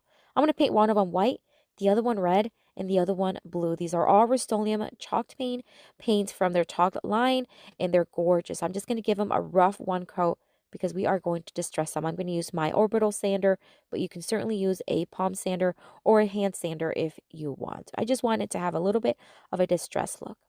This beautiful stencil, it says sipping, grilling, and chilling. I'm going to do the sipping in a white. I'm going to use Essential Stencils brush, and then I'm going to do it towards the right side of the plank. The chilling, I'm going to do in white as well, in the blue one, and I'm going to center it right in the center, just stenciling it using the round and around motion of the brush. And then for the grilling, I'm going to do half and half. I'm going to do the bottom half with the blue, and then the top half I'm going to do with the red. In the center, I'm just going to kind of dry brush them together, kind of joining them, but leaving just ever so slightly a little bit of white to poke through. Look how gorgeous and professional that looks. All right, we're going to grab more of that patriotic floral transfer. We're going to scrape it on, just rub it on, pull the plastic as we go, and look how beautiful that looks. We're going to place another one on the left side of the red plank. Same thing, rub it on, pull as you go, and then it looks gorgeous. We're going to bring in one of these nautical ropes from Dollar Tree. We're going to flip the planks. We're going to leave about a 3/4 of an inch in between each plank, and then hot glue the rope from one side, loop it on top, and then go and hot glue it on the other side. Of course, make sure that you keep the planks nicely, evenly separated. As you can tell, I keep moving them and having to straighten them, and that's very important. Then I'm just going to cut off the excess rope. I'm going to add some masking tape in the back just for extra security. Tell me this is not gorgeous. It's huge. It's a great size. You can certainly sell this at craft shows or sell it online. Love it.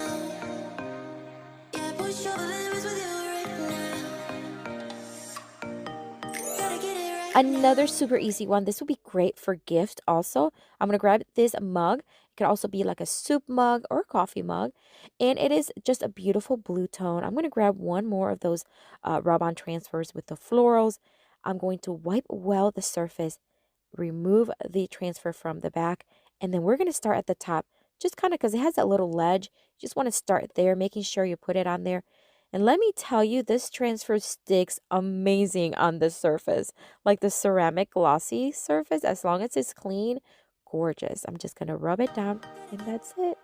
This is so cute. This is definitely for decorative purposes. You can also turn it into a candle, but a flower looks great.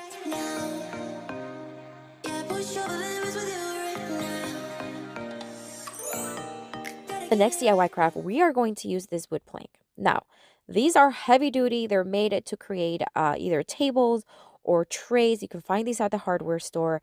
I'm going to sand it down just a little bit. It's just to smooth it out. And then I'm going to take a flexible sandpaper and do the edges. We're going to wipe it really, really well.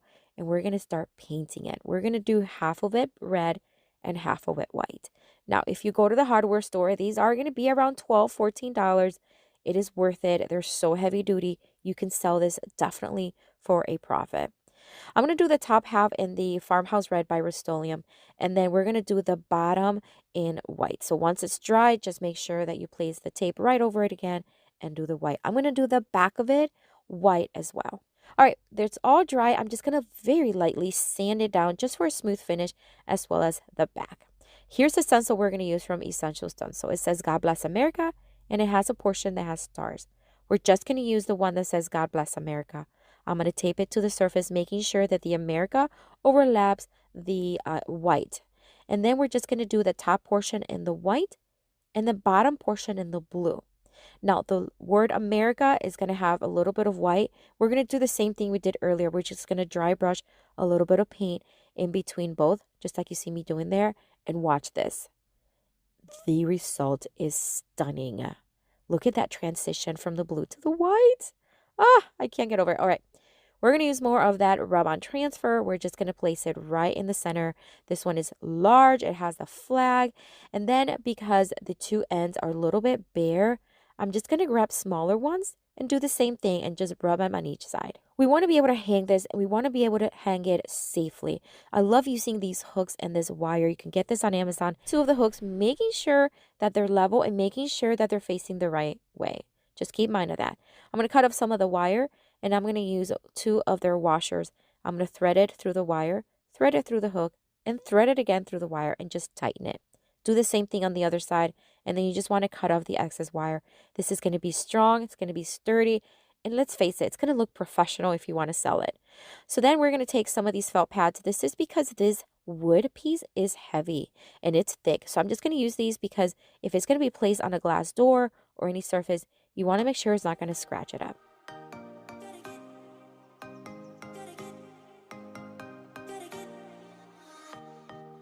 We're going to seal everything using this top coat by Rust-Oleum, and once it was nicely dry, it's time to add some greenery right on top. I have this box filled with just random greenery that are just from other projects or leftover. I'm just going to start picking from it and picking some greenery to just make it nice and full and festive. Because the actual round is so festive and full of color, I want to keep the florals very simple. So I'm just going to use the greenery, staple it in place because it's so thick, you can staple it, and then hot glue a white flower. And this is absolutely stunning. It's my favorite from today. It is in my front door, and I love the way it turned out.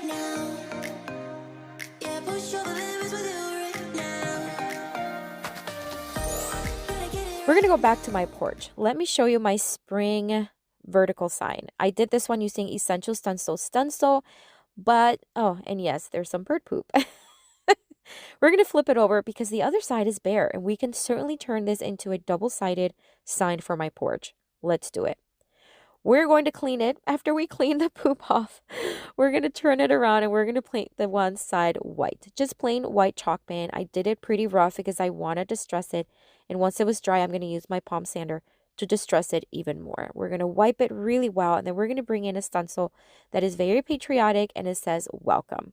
I'm going to place it right on there and then tape it in place to make sure it's secure.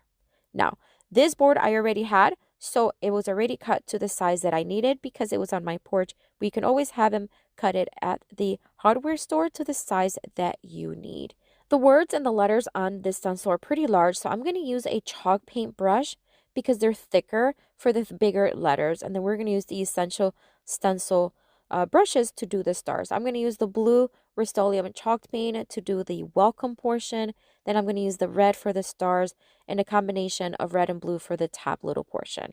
This is so easy. You can certainly do this. Anyone can do this. Just some paint, tape, and that's it.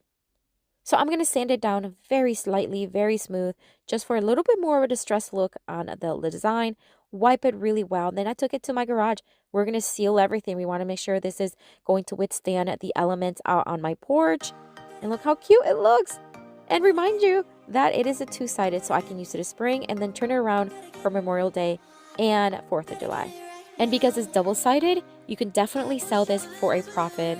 So smart to do. With these flip-flops. I recently also did another video using flip-flops and created some beautiful DIY crafts. I can have those linked down below in the description box. But we are going to start with this butterfly scarf. We are going to fold it in half, and then we are going to cut it in half long ways. Now we have two long and thin pieces of scarf. We're going to wrap the straps of the flip-flops. We're going to give these flip-flops a higher end, more in hands, very chic look. We're going to put a little bit of dab of glue right where the toe strap goes. Then we're going to place the middle of the scarf right on it, wrap it around twice, crisscross it, and then we're going to wrap around these straps and we're going to hot glue at every turn. That way it's going to be secure, it's going to hold when it's walked on, and it's not going to go anywhere. So we're just going to wrap it all the way to the bottom. When we reach the bottom, I'm going to make sure that I hot glue it very neatly right as it's touching the actual flip-flop, and then once again after it is completely wrapped. That way, the scarf will be hot glued to itself and it's not going to go anywhere. I'm going to do the same thing on the other side.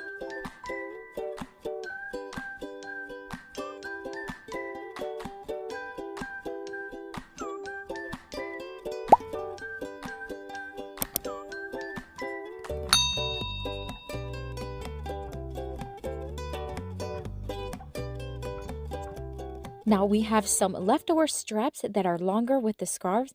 That part is just going to be wrapped around the ankle and tied in a cute bow. We're going to add a flower right to the front. That way it's going to add some girly touch, beautiful for summer. And I did the same thing on the other one, and look how pretty this looks. I love the freshness. It's such a clever way to use these scarves and flip-flops.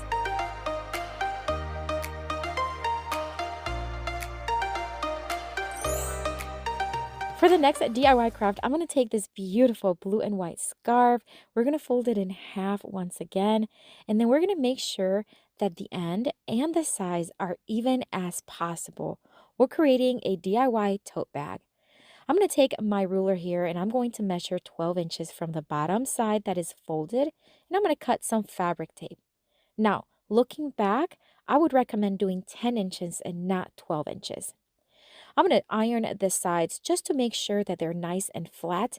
And then I am going to place each strip of fabric glue in between the fabric. Then we're just going to iron it, and it's going to melt and it's going to join both, creating a very tight seam that you can even wash and it'll be okay. And I'm going to do the same on the other side.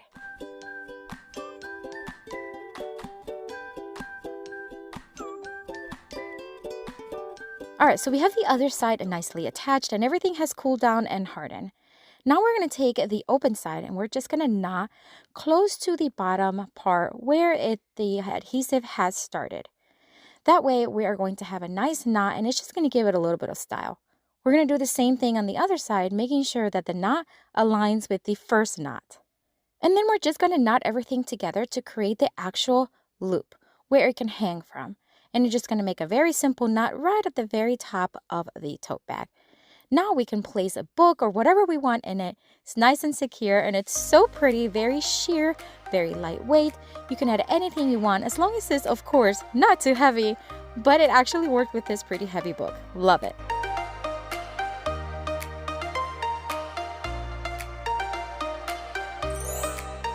For the next DIY craft, I'm going to take this beautiful lemon-themed scarf in 2 pots. These are terracotta pots that you can find at Dollar Tree.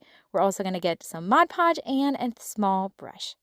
We're going to cut a piece of the scarf because we are going to wrap around each pot with the scarf. Now make sure you do the side that it's brighter. These scarves, even though they're nicely designed on both sides, one side it's a little bit more dull than the other. So just make sure you get the brighter one to face the front. I'm going to add some Mod Podge, and then I'm just going to start wrapping around the scarf right onto the terracotta pods, making sure that I am straightening out, pulling, and flattening out any bubbles that I may see. Friends, I would love to invite you to stay till the end of the video. If you want to watch how I decorated my front porch for summer, I invite you to do so. It's a very small clip, but if you want to watch it, it is going to be at the end of this video. All right, so the first one is going to be completely done here in just a minute. We're just going to finish adding the Mod Podge. We're going to cut off the excess fabric. I'm not concerned about having a little bit of fray on the top and the bottom. It's okay. We're going to cover the top up. So then we're just going to add more Mod Podge to the top of the fabric. So that way it's going to seal everything and create a very tight, strong bond.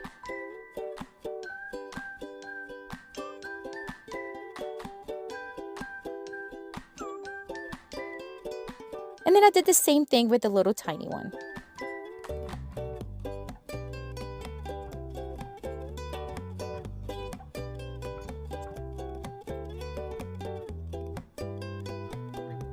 I placed it in front of a fan, and let me tell you, it didn't take but maybe 30 minutes to dry.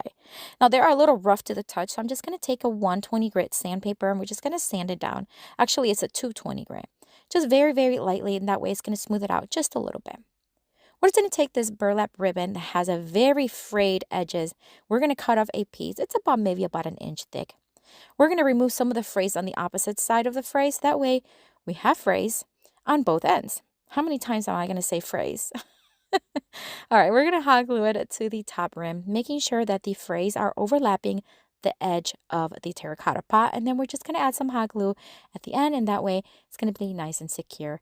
For the little one, we're going to do the same thing. We're just going to cut it just a little bit thinner, remove some of the strands once again so that we have frays on top and the bottom, and hot glue it in place, making sure that the frays overlap the top of the pot. All right, we're going to add some floor foam that I already had on hand. These are just some leftover pieces. And then we're going to cover the foam using some moss from Dollar Tree and some hot glue. And then we're just going to add some greenery and flowers just to add a nice touch of summer.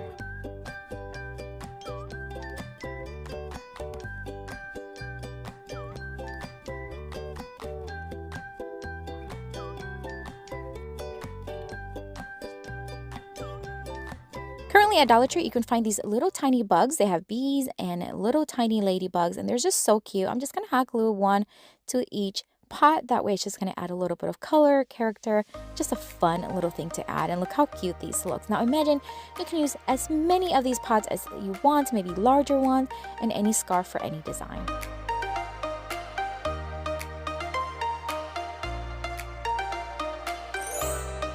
For the next DIY craft, we're going to take this groovy style scarf and a piece of just craft paper. Anything you have on hand is fine.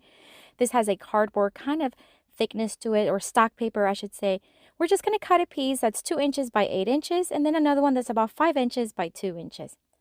We're going to take some Mod Podge and add it to the opposite side of the color piece. That way, it's going to be bookmarks that are going to be two-sided.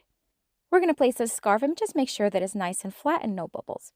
Then we're going to do the same one with the little one. Just add liberally amount of Mod Podge and place the scarf right on top.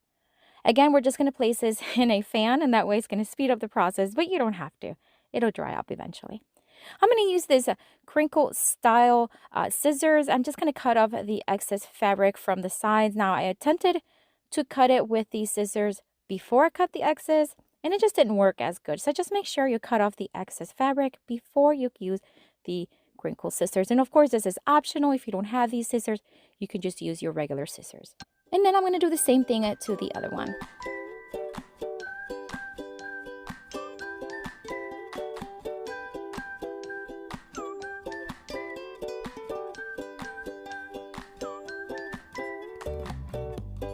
I'm going to use my crocodile to poke a hole on the top of each bookmark. All right, we're just going to add one more layer on top of the scarf fabric of Mod Podge. This is, again, just going to seal everything in and then let it dry. Look how pretty they look, and they are both sided. I love it. All right, so now we're going to take a ribbon. This is just one I had on hand. I wish I had a different color one, but this is the best one I had. So use whatever you have. I'm going to cut it in half, and then one of those half, I'm going to cut it in half again. And then I'm just going to thread the loop side right through the hole, and then thread the open sides right through it, and then just tighten it up, and then cutting off the excess, making sure they're nice and even. For the next one, because it's a little longer, we're just going to thread it through one side, tie it in the knot, and then just cut off the excess. That way it's going to look nice and pretty and even to its size. I love creating bookmarks. I think these are great for teachers, for kids, for friends, for anybody you want to gift it to them. I think they're just so special.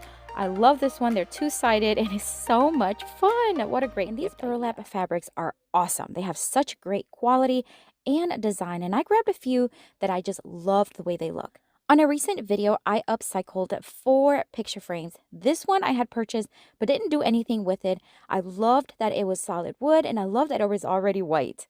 I'm going to remove the staples from behind as well as the little sawtooth hook because we're going to use that in a little bit. I'm going to use a combination of my pliers as well as screwdrivers to remove the back. And then we're going to give the frame just a nice refresh. We're going to make sure that no staples are sticking out. And then we're going to give it a light, fresh coat of white chalk paint. This is just to cover up any dings and any scratches that I may have, because I don't want this one to have a distressed look. So I do want it to look as fresh as possible. So a little dry brush white paint did the work. Then we are going to move on to the first fabric. This is a gorgeous one. It has these little white and yellow flowers, but once you open them, these burlap fabrics are wrinkled. They are curled and wrinkled, so I'm going to use my little mini heat press. All right, so I flipped it over and now I'm going to cover the inside, so the back of the frame. And I'm going to make sure that as I'm wrapping it, almost like a gift, I'm hot gluing it, but I'm hot gluing it loosely. I want the front to be nice and loose because we are going to stuff it with some pillow stuffing. So I'm just going to hot glue all the way around, cutting off any excess fabric from each corner. That way it's not going to be thick and bulky. I love going to Walmart and buying pillows that are inexpensive. This one was under $4. And let me tell you, I use these all the time. I just cut off a little piece from the corner and start pulling pillow stuffing, and I use them for crafts all the time. So I'm just going to start filling it in. I'm going to use a little dowel as well as a yardstick to kind of help me get into the corners. But I don't want it to be completely in the edge because we do want it to fit right inside that frame. So I'm being very careful. Once I have it in place, I realized that I needed to kind of tug and pull the fabric just a bit more. It was just a little too loose. So I'm just going to pull it apart and hot glue it again just to make sure that it's nice and snug. And then I hot glued the other end as well. I'm going to clean off those edges just a little bit, just groom it a little bit and cut off any excess fabric so it looks nice and pretty. We're going to place the frame right on it and it fits perfect. Oh my gosh. So my first thought was I'm just going to staple it. It was already stapled. Here's the thing, my staples were not long enough. It was not gripping. So then I moved on to screws. These screws are small enough that it's not going to go through the frame, but large enough that it's going to hold and grip really well. So I'm just going to put one in each corner and one in the center of each side. This really worked really well, so it's just a nice alternative. I'm going to place that sawtooth hook right back where it was, actually on the other side. And that's it for this one. Look how cute this is. This would be great for a message board, a picture board, whatever you want it to be. It's one of my favorites from today.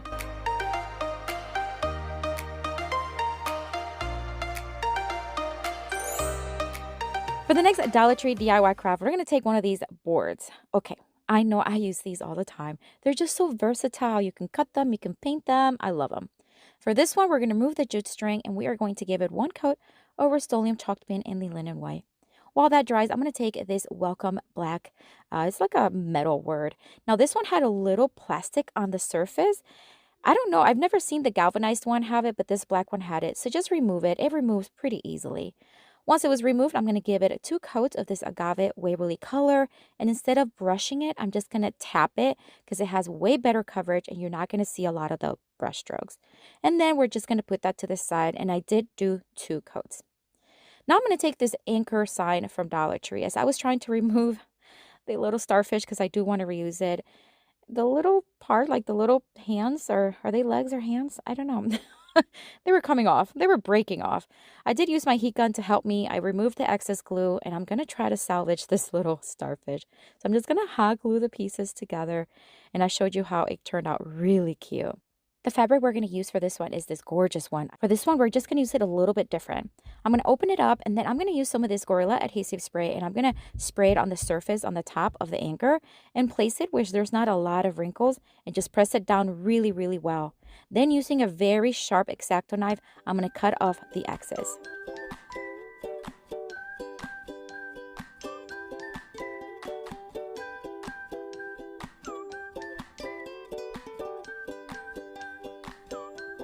I did also cut off the center portion of the top hole.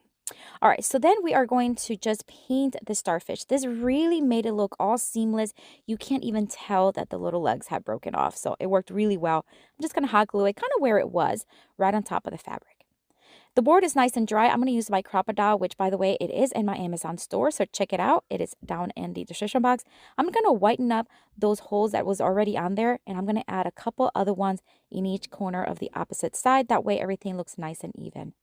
I'm going to antique the edges using some antiquing wax from Waverly, and I'm just going to use a stenciling brush just to add it to the corners, dry brush it a little bit in the center, and then we're going to sand it down once it was dry just to mute it down a little bit. It was just a little too dark, and that way it's just going to be nice and natural. I'm going to wipe it really well, and then I'm just going to dry fit the anchor and the welcome word right where I want them and start hot gluing them as needed. There, and then we're just going to put some nautical rope from Dollar Tree, hot glue it to the back so it can be hung, and look how cute this looks. I love this one. I love the simplicity of it. It's so beachy and summery. What do you think? Let me know in the comments.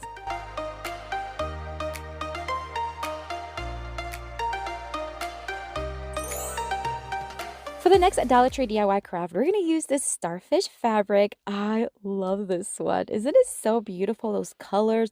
I'm going to iron it just a little bit once again, and then we're going to cut off a piece of it. That's all we're going to use. Now, I ended up just cutting and cutting until I had what I needed, and it ended up being a 10 by 4.5 inch, and then another piece that's 4.5 by 4.5. Then I'm going to hot glue the smaller one on the top of the larger one on the bottom, leaving the top portion not glued. I'm going to bring my stitching needle and I am going to thread some white jute string. We're going to thread some of the string in and out from the kind of middle section where both pieces of fabric meet. I'm going to start and finish right in the front center, and I'm just going to leave maybe about a 1/2 inch in between each stitch. I'm going to flip it over and do the back. So we're not stitching them together. We're just stitching it in and out to give it a little bit of character, I guess. So once we bring it right to the front, we're going to end right there, cut off a piece. And then I'm going to take some of this craft paper. I just think the color really complements the design of the fabric nicely. And we're going to make a small little tiny tag. We're going to write the name Julie, and then we're going to make a hole right on top so that we can place it right in the jute string area. I'll make a very simple bow, and this will be great for silverware for a summer place setting. And look, it fits perfect. So just use whatever measurements you need for your plasticware or your silverware. Look how cute. So simple, so beachy, and you can use any design you want with any of these fabrics.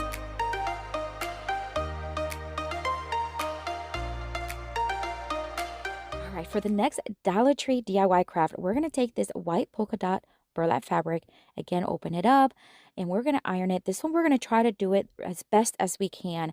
These wrinkles are really hard to get off. I was wondering if maybe if I spray wet the fabric, if it would like iron better. But, well, maybe not. Maybe I'll have to try it. All right, so we're just going to flip it inside out, and we're just going to hot glue the two edges together. And then we are going to flip it outside in. I really didn't need to do this part. I really don't know why I did that. You can just hot glue it just like this. All right, we're going to place the seam in the middle of the back, and then I'm going to cut off about 1 inch of one side and about 2 inches of the other side, give or take. And then we are going to use some of this stencil. This is from Essential Stencil, and they have some cute little chicken design. And I'm just going to take one that I like, and we're going to stencil it to the bottom right side of the what will be a pillow. I'm going to use Waverly chalk pen in the ink, and we're just going to stencil it. I did place a piece of cardboard just in between. That way the ink is not going to go through. We're going to let this one dry, and then that way we're going to have a nice design in front of this pillow. It's going to have a little bit more of a farmhouse design. Once it was dry, we're going to join the edges. Now, we're going to do the same thing. We're going to take some string and my stitching needle, and we are going to in and out stitch it, leaving about 3 inches in the center. You'll see here that I'm going to skip about 3 inches. And we're going to make sure that I am starting and beginning at the end of each corner. And I'm going to do it again so that you can see what I did. So once I have it in the end, I'm just going to remove the needle, and we're just going to tie it to itself on the back with a very simple knot. We're going to remove the excess string, and then we are going to cut the middle string, and then we are going to make it into a very nice bow and very simple.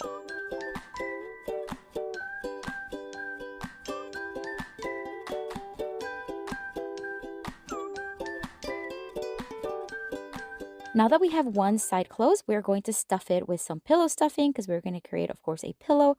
And then we're going to do the same thing. So here we go. We're going to start in the back towards the front. We're going to stitch it in and out. Then we're going to jump about 3 inches once we reach about the middle portion. And then we're going to continue it on the other side, making sure that we end in the back of the pillow so that we can tie it in the back with some knots.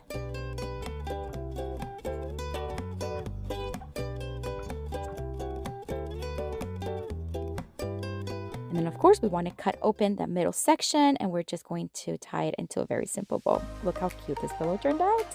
Now, remember, you can use any design of this fabric if you want, and you don't even have to use a burlap fabric. You can use any other Dollar Tree fabric or fabric that you may already have. I was here last time, and I saw these new designs that I had yet to work with. So we're going to grab a few, and we're going to get started. This Take Me to the Ocean sign is from Dollar Tree from their nautical summer section. And although it was very pretty, I just want to give it a whole new look and just beef it up a little bit. So I removed the bottom portion, and now I'm just going to use my sanding block, just kind of roughen up the sheen off of those portions. We're going to take a piece of this beautiful, very tropical wallpaper. It's peel and stick, so you just want to remove the back from it and then place it wherever you want. It sticks pretty well too. I really am impressed. I'm going to press it down, and then using an X-Acto knife, I'm just going to cut off the excess.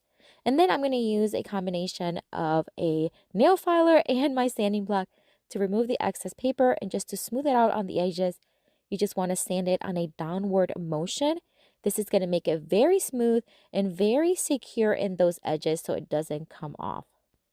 We recently renovated our guest bathroom, and one of these days I'm going to show you the before and after. It's just not quite ready yet.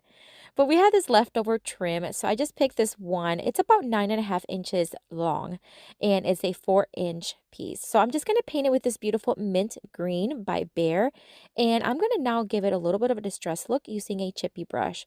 You can find these at Dollar Tree and the hardware store. I'm going to put very little white paint on it and just dry brush some lines. This is going to give it a nice dimension and character. It dries really quickly because there's not a lot of paint, so we're just going to sand it down just very little bit to smooth those brush strokes out.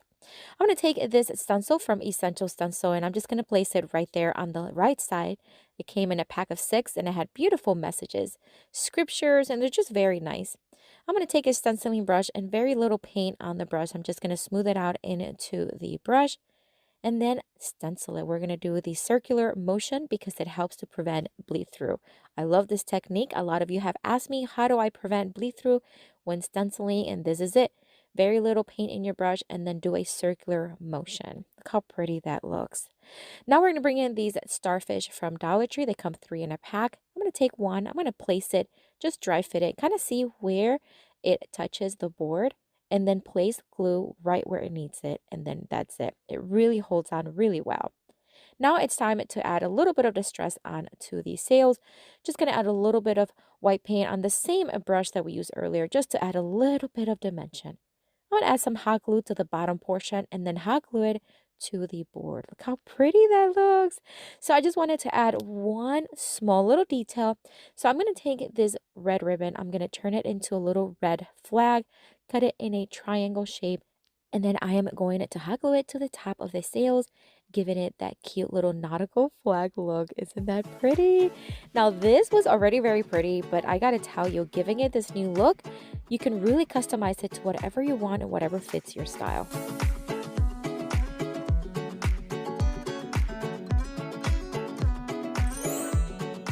For the next Dollar Tree DIY craft, I'm going to take 5 of these smaller planks. I love using these. I'm going to remove the jute string from them, and then we are going to paint 3 of them. Before we do that, we are going to fill in the holes. We're just going to use some wood filler. Just a little bit goes a long way. Scrape the excess. Once dry, you just want to sand it down smooth. We're going to paint it using the same mint green that we used earlier, and I'm just going to do 1 coat as it was actually very sufficient. I gotta tell you, it's one of my favorites from the Dollar Tree selection. Love it. I'm gonna cut some strips and remove the backing. I'm just gonna cover the remaining 2 boards. I am going to do something a little different. Instead of using my sanding block, I'm gonna use my electric sander. It goes a lot quicker to remove the excess paper, and also it just gives this a very nice distressed look in the edges, and I'm gonna show you here. It just has that nice distressed look, and those edges are smooth. I loved it. All right, so now we're going to just stagger these boards, and I'm going to leave two where the green ones are together because we're going to stencil again on this one. I'm going to join them together using these paint sticks that I get on Amazon, but you can use anything you have on hand. I'm just going to hot glue it in place. And as you can see, I place the planks unevenly. That way it just has a little bit of character. So I'm going to add three of them, one on each side and one in the center. Once we flip it over, we are going to stencil another beautiful stencil from Essential Stencil. And this time we're going to use a beautiful blue tone from Rust-Oleum chalk paint to really pull from the blue of the design in the wallpaper.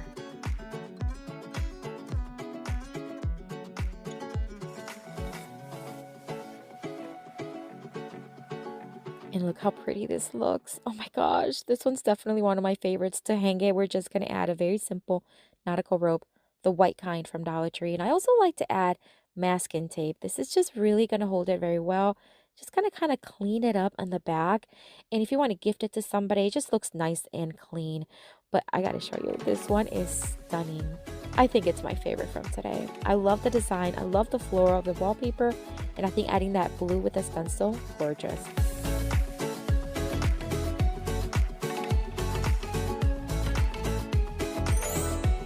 For the next Dollar Tree DIY craft, I'm going to take these 4 wood slices. These are from Amazon, but you can find these at craft stores all the time. I'm going to wipe them very well because they are pretty dusty when you get them out the box. This wallpaper is very manly, isn't it? So I thought this would be a great DIY to make for maybe Father's Day. If you're still looking for a gift idea, this would be a great one. So I decided to take one of the wood slices, just place it behind the wallpaper, just kind of press with my hands so I know where to cut. I'm just going to cut it right outside of the lines. And then I'm going to use some adhesive spray for this one as well. So I know the wallpaper is sticky, but because these are meant to be coasters, I want to make sure it really sticks. So I added one spray on top of the surface, and I'm just going to add the wallpaper right on top. I'm going to do the same thing and just use the sanding block on this one. Just going to show you that you can do it with the sanding block. All you have to do is just sand downward motion to remove that excess paper.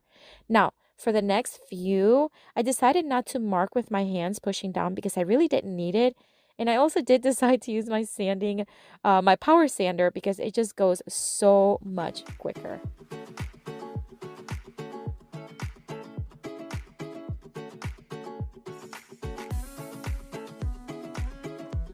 All right, so we have them done. I'm just here checking, making sure those edges are nice and clean. And now we're just going to sand one more time using my sanding block. This is just to smooth those edges out, just really getting them downward. I'm going to seal everything with some Mod Podge. This is just going to make it very water resistant. So I'm just going to do a pretty heavy one coat, making sure that I'm removing as many of the brush strokes as possible. I'm going to let that fully dry, and I can't wait to show you what this looks like. Look how these look. They look so good. I love the way they have that glam with a rustic look. Perfect for a gift for fathers.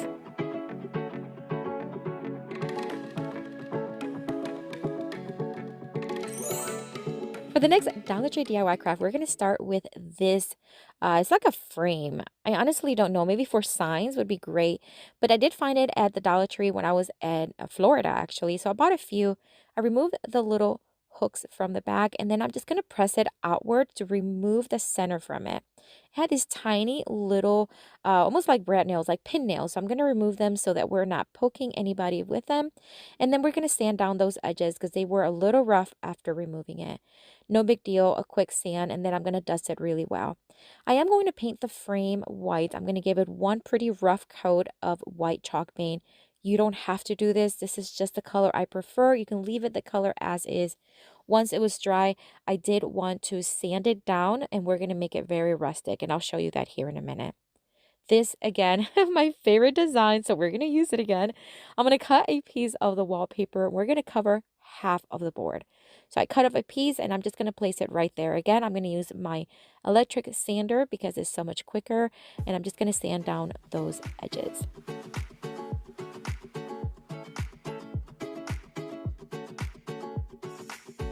And I'm going to do another stencil from Essential Stencil, and I'm going to use a green paint. This time we'll really pull that green color from the design.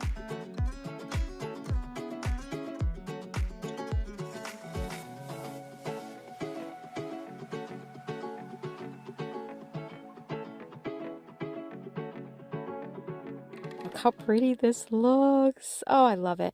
All right, so onto the frame. It's already dry, so I'm going to really make it just very rustic, very farmhouse, just remove a lot of that paint.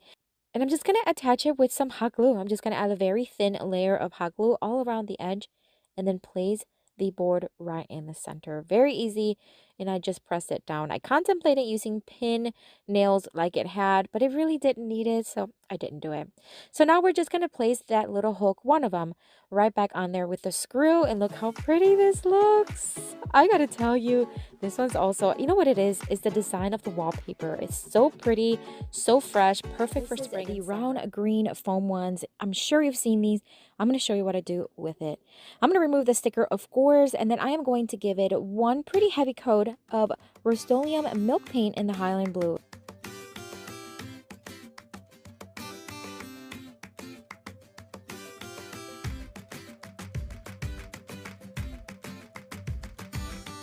All right, one coat was sufficient, let it dry, and it's fully covered. All right, so now we are going to use this ribbon. I found this at Hobby Lobby months ago and it was on sale, it was on clearance, and so I'm just gonna use it.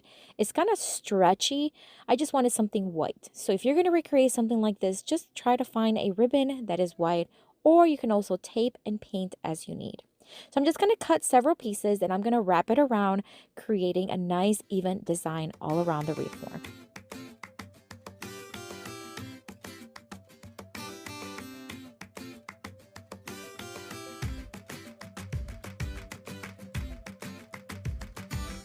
I am going to make sure that I am placing one and then directly across placing the other one. This is going to give me a nice even separation between the white ribbon. Again, if you're going to paint, just use the same technique with the tape.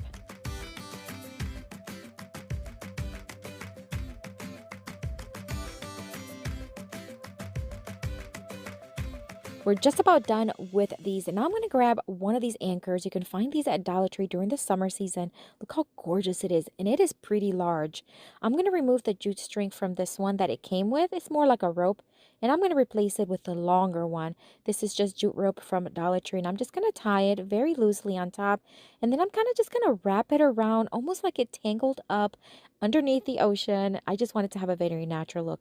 I'm going to hot glue it here and there, cut where I need it, because we are going to hot glue and secure the anchor to the actual wreath form.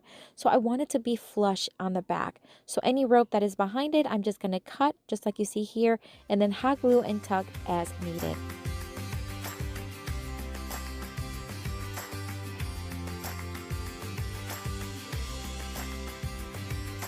And that's it for this one. I gotta tell you, such an easy DIY craft, perfect for summer. What a beautiful color combination. So inexpensive and so easy. I want to know what you think of this one.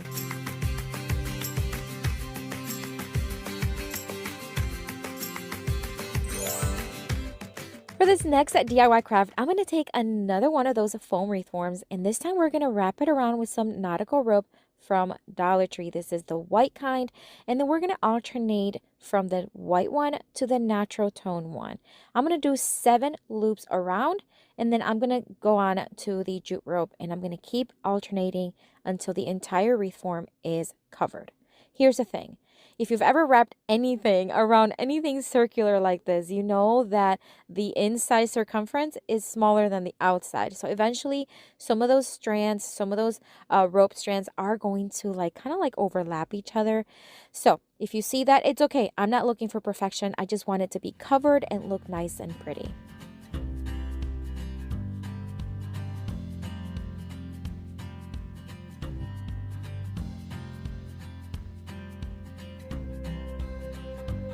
As I continued to wrap around, I noticed that I did not have enough rope. Ugh. I had way more of the natural jute tone than the white one. So I have a gap, but it's okay because we're going to cover it anyways. So it worked out. All right, I'm going to grab another one of those blue anchors from Dollar Tree, and I'm going to leave the jute rope on this one. I'm going to hot glue it pretty heavily and place it right where that area is. Then we're going to take some of these greenery. I had these on hand. My mother-in-law gifted them to me for Christmas. So I'm just going to use what I have, but use what you have. Use any florals, use any greenery you have. I'm just going to cut them in smaller picks and just hot glue them behind the anchor here and there until I kind of like what I see. And then I'm going to add some seashells. These are from Dollar Tree. Just going to add 3 of them here and there to add some pop of color and just a little bit more character with a beachy look. And look how cute this one looks. I gotta say, I think the first one is still my favorite, but this one, definitely tons of character. Let me know.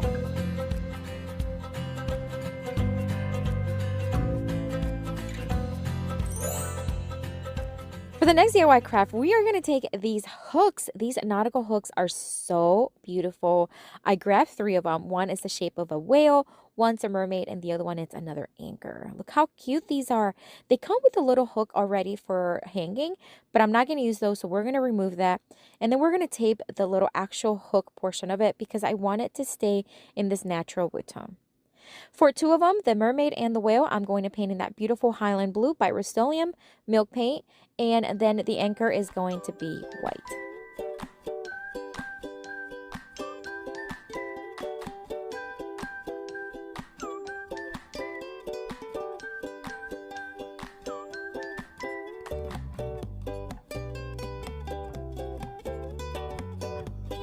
Now, you can put these directly on the wall and it'll be fine, but I'm going to take it a step further. I'm going to take 3 of these wood planks. You can also find these at Dollar Tree, and I'm just going to sand them down just smooth because it does have kind of like a rough touch to it. After I sanded them down, I am going to wipe them really well, and then I am going to paint them. So I have 2 blue hooks and 1 white one. So I am going to paint 1 blue block and then 2 white ones so they contrast each other. All right, so we are going to paint again 2 of them white, 1 of them blue, and of course we're going to let them dry. Now I do want these to have a distressed look. You can skip this part. If you do not like a distressed look, by all means skip it, but I do want it to have a very beachy look. So I'm going to distress focusing on the edges, and I'm also going to distress the hooks.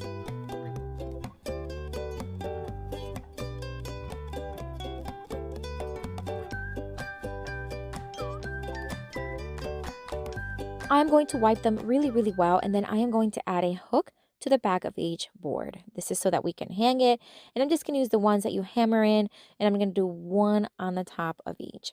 And then it's time to seal everything. I'm going to spray everything with a top coat by Rust-Oleum spray paint. This is just so that it stays nice and neat. And I'm going to do the same thing with the hooks. Once they were dry, it's time to attach them. So again, the blue hooks are going to go on the white boards. I'm going to use a combination of wood glue as well as brad nail.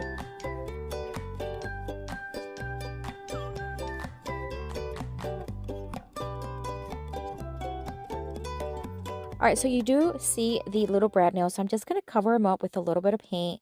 Nothing fancy. Once it dries, I'll spray it again with the top coat so everything is nice and seamless. That way you don't see it. Look how cute these look. I think these will look great either outdoors or even indoors and even a nursery. Wouldn't that be very cute? I love the way these turned out.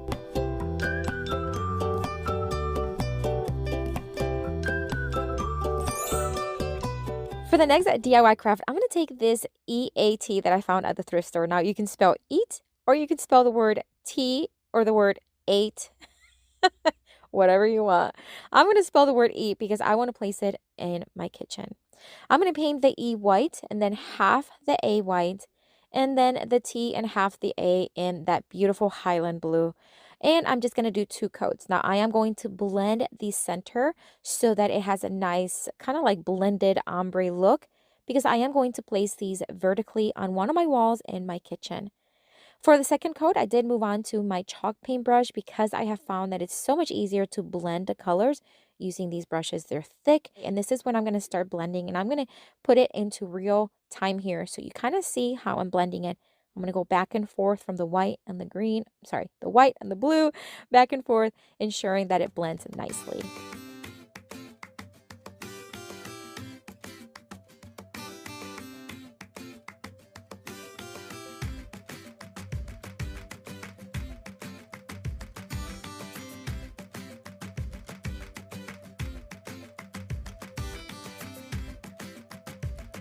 So there you have it. I left it in real time so you can see that it doesn't take too much time. You just want to be patient until it blends.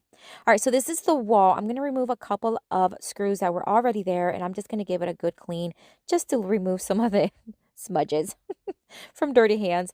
I'm going to place the E, of course, on top, and then I'm going to place a couple new screws and then place the A and the T. And I think it turned out so adorable. I love it in my kitchen. It has this very summery, bright feel to it. It's perfect for the wall.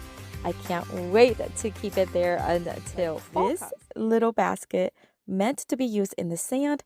I'm going to give it a whole new look, and I think you're going to love it.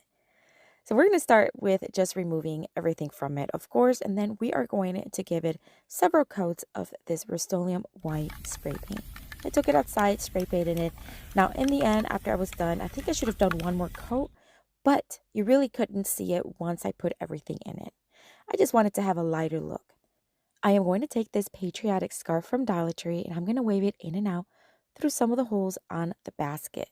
I'm going to take it, just going in and out, making sure that where it ends and begins, the scarf is poking out because we want to tie it into a simple bow. So I just kept doing it until the end. I did have to skip one of the holes so that I have enough for it to be both facing forward. All right, so now I'm just going to make a very simple bow and just adjust it as needed. And then I'm just going to turn it into a flower arrangement. So next thing I want to do is I'm going to add some of these floral foam. I'm going to hot glue it to the bottom. This is just going to keep it nice and sturdy. Now looking back, I wish I would have added some stones to the bottom to weigh it down a little bit, and I didn't. So the arrangement was actually a little bit wobbly. So if you're going to do this, make sure you add some stones. All right, so I did use my foam knife that you can find at Dollar Tree. It worked really well. I'm going to add some of these faux picks. I get these on Amazon, but you can use any florals, anything you have at home. I'm going to spread out the little picks and the branches as needed. And then we're going to take this flower. This one is a potted one from Dollar Tree. I'm just going to remove it from the pot and just place it towards the right side of the arrangement. And then I'm going to bring back the little toys that came with it. I think it looks so good. It complements the colors perfectly. I'm just going to place them in between the faux picks and then added a couple of little white flowers just to add some contrast. But look how cute this looks. Again, add some rocks to the bottom so that it weighs it down, but I think it's perfect for the holiday season.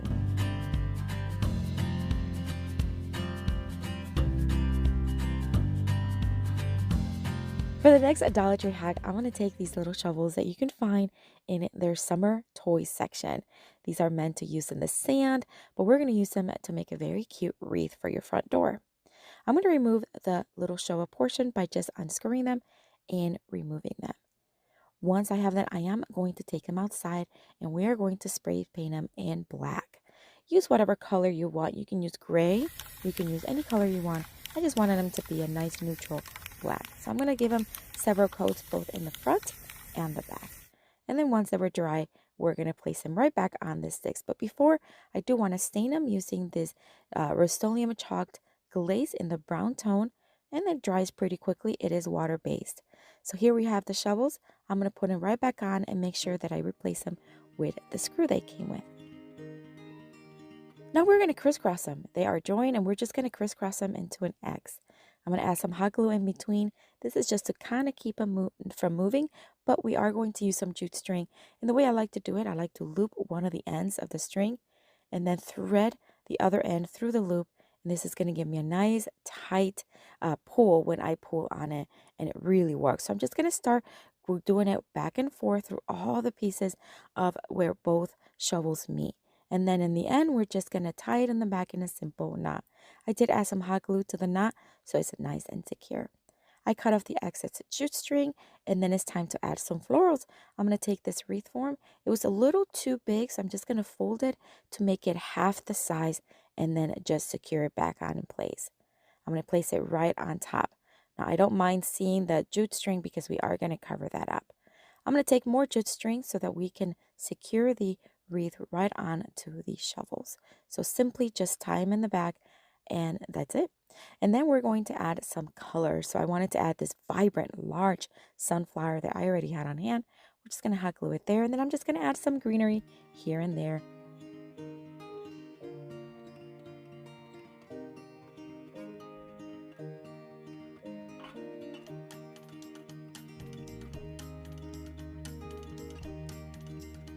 And we're just about done. Remember, you can add any florals you want. I just wanted to keep this one a little bit more neutral and simple.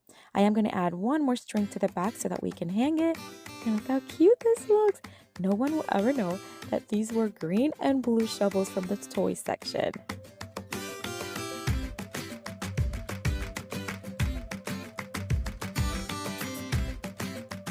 For the next Dollar Tree hack, I'm going to take these butterfly nets. You can find these currently in their summer toy section, and I'm going to show you what I do with them. First thing I want to do is I want to paint this little bucket. You can find these at Dollar Tree as well. I'm just going to paint it with a couple coats of white chalk paint and then put that to the side to dry. Then it's time to start working on the net. So we're just going to remove the actual netting portion. Just make a cut and just start cutting and removing it. Now I'm going to leave the green portion green because we are going to cover that anyways. We're going to use this burlap ribbon, and I'm just going to start threading it all around the edge of the circle portion, and then a little bit of the green stick as well. Most of the bottom portion of the piece, and it was just bamboo, so it cut really easily. And then I'm going to cover about half of it with the same burlap ribbon. You can use any ribbon you want. I just wanted to create a nice thicker base for the moss that we're going to be adding here shortly, and then also covering up the green portion. All right, so then the moss, we're just going to hot glue it in place. A little hot glue goes a long way. It's very lightweight and it's going to work. Now I did the entire ring because I just wanted to make it fuller and a little bit more summery. I wish I would have had green moss. I think it would have looked even better, but I didn't. So this Spanish moss had to do, and it looked fine. I really liked it. All right, so I am going to start working on this garden wood piece.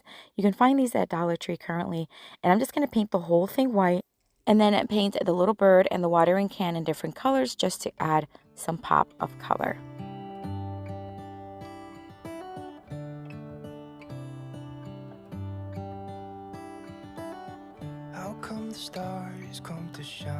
I'm going to take some white string. I'm going to hot glue it to the back, one on each end of the word, and I'm going to place some masking tape right over it for extra security, and I'll do the same thing on the other side. This is going to allow me to place it right in front of that ring and be able to tie it in the back. So I'm just going to place it on top and then take the strings to the back and tie it in a simple knot. And then I'm just going to add some greenery here and there. Now, looking back, I think I should have added more color with the florals, but at first I just wanted to keep it simple. And of course, I can go back and add as I want. So I'm just going to add some of these magnolia leaves, some greenery that I had already on hand from different projects that were left over, and keep it kind of simple. Now back to the little pot is already dry. So for this one, I am going to add some stones to keep it nice and sturdy and some floral foam. I'm going to place it, place a lot of hot glue, and then just stick the ring right in there, all the way to the bottom. Now we're going to add some more moss to the bottom just to cover it up. Again, I wish I would have had green moss, but this one worked well. And then I'm just going to start adding some more greenery and flowers just to really fill it up, make it look like a nice garden piece. And I think this one turned out so beautiful.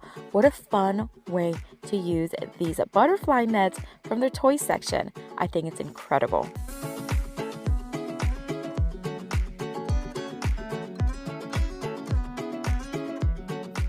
For the next Dollar Tree toy hack, I am going to take balloons. You got me right. You know we use these all the time for water balloon fights. And I'm going to take several of them. We're going to make a beautiful flower. So I'm going to focus on some pink tones, but you can use any color you want. This flexible wire I got at Amazon. I'm going to take a 24-inch piece and fold it in half, making sure that the top is in a nice loop.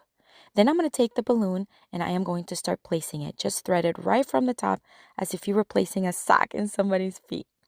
Once you have it there, you're just going to place it all the way to the bottom, and then you're going to twist the balloon on the bottom. Just twist, twist, twist until it's nice and snug. And then I'm going to secure it in place and just wrap it around with some floral tape that you can find at Dollar Tree. So you see how I pulled the balloon down and stretched it a little bit, and then I'm just going to wrap it. Now on this one, I left that little thick portion of the balloon on there, and I regretted it. So I'm going to show you what I did for the next one. So once I have it wrapped, I'm just going to kind of make this into a petal. Just start shaping it and stretching it until you have a nice petal shape. And you can use small balloons, you can use medium or large balloons. It's completely up to you. So just shape it until you have a nice petal look. I'm going to do the same thing. I'm going to show you what I do. 24-inch piece, fold it in half. See right there? I'm cutting off that little thick portion from the balloon. I'm going to place the balloon right on top, pull it as far as I can go, and then I'm just going to twist it and secure it in place with some floral tape. I'm going to wrap the entire wire all the way to the bottom, secured in place, and then I have all these cute little petals. I love it. I had this golden one, but it didn't work out, so I didn't use it. It didn't look like a leaf. It was too golden instead of green. So yeah. All right, so now I'm going to shape the petals into whatever color scheme I want, and I'm going to join them together with some more floral tape. So after I join them, I'm going to start at the top and then twist all that floral tape all the way to the bottom, joining all the stems. All right, so now we're going to make a leaf. So I have this larger balloon and it's green, a beautiful vibrant green. I'm going to do the same exact thing and I'm going to shape it into what a leaf will look like. Do the same exact thing. So this one we're going to join to the lower bottom of the flower arrangement. So we're going to place it right on there and we're going to do the same thing. Wrap it around with more floral tape. Do you see what we're doing here? I think it's looking gorgeous. All right, so I had a flower that had this yellowish middle portion. Oh my gosh, I thought, why don't I hot glue it to the center? And look how cute this looks. Oh my word.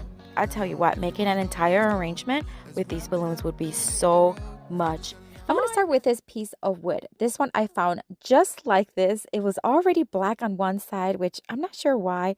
It was in this scrap wood area at the hardware store. I'm going to give it a pretty heavy coat of paint. This is actually outdoor paint that we can place out in the porch. With my Cricut, I created a stencil that I am going to use to create the word or the phrase, "Hello, Summer."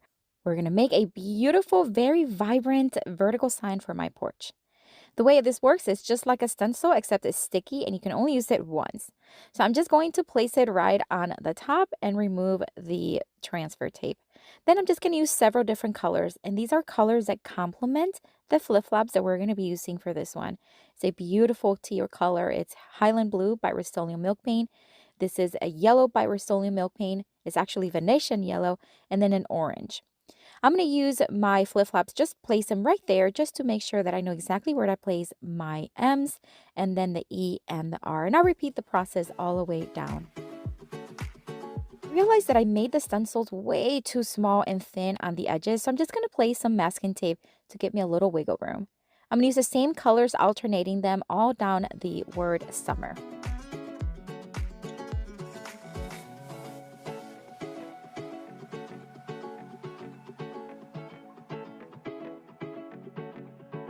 The flip-flops that we're going to be using today are the youth size. These are the little kid size, and I thought it was so adorable to replace the letter U with them.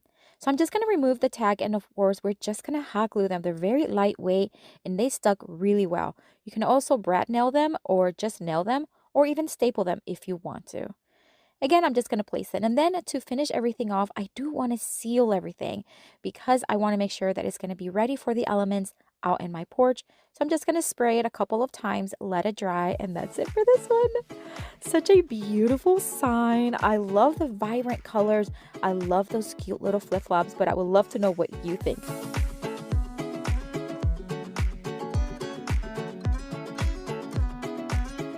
For this next Dollar Tree DIY craft, I'm going to take these are youth size flip-flops. They complement each other in color.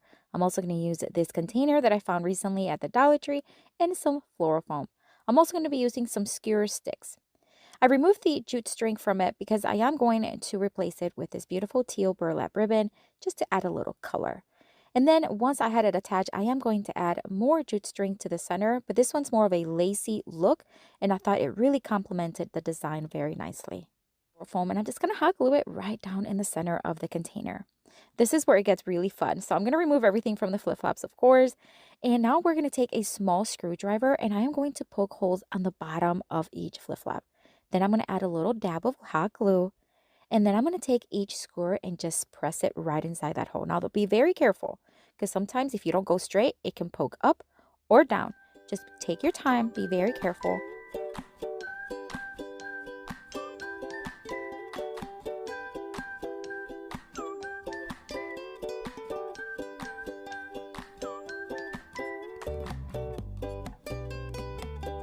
Once I had all the flip-flops nicely put together, now it's time to place them as an arrangement. So I'm just going to literally push them through. I'm going to try to make it where the back flip-flops are taller and then work my way down, cutting the skewer stick as much or as little as I need to.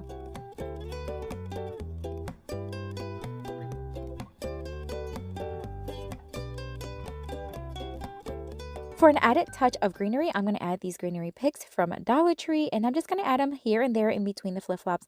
And I am going to hot glue some of the flip-flops together. That way they're going to hold the shape that I'm actually looking for, just like you see there. So I'm going to keep adding some greeneries to fill it in. Then I am going to add some moss to the bottom just to fill in that empty area on the bottom and cover up the foam. And then I'm going to add some cute little yellow flowers to add a pop of color.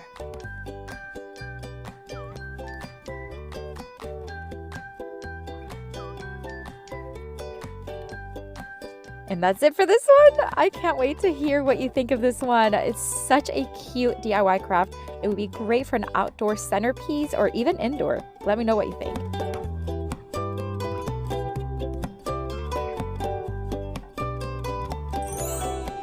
For this next Dollar Tree DIY craft, I'm going to take this cutting board that I recently found at the Dollar General. It had the letter S on it, but I did want to just go ahead and use the back side of it.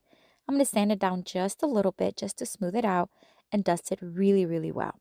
We're going to create a nice decorative piece for summer using flip-flops for my kitchen. So I'm going to take these beautifully designed flip-flops. They have such a summer vibe. I'm going to hot glue them right on to the cutting board, making sure that they're not going to overlap the bottom because I do want it to be able to put it on my counter. I'm going to hot glue them one higher than the other. I'm going to add some greenery here and there just to add, again, some character and some fresh natural detail.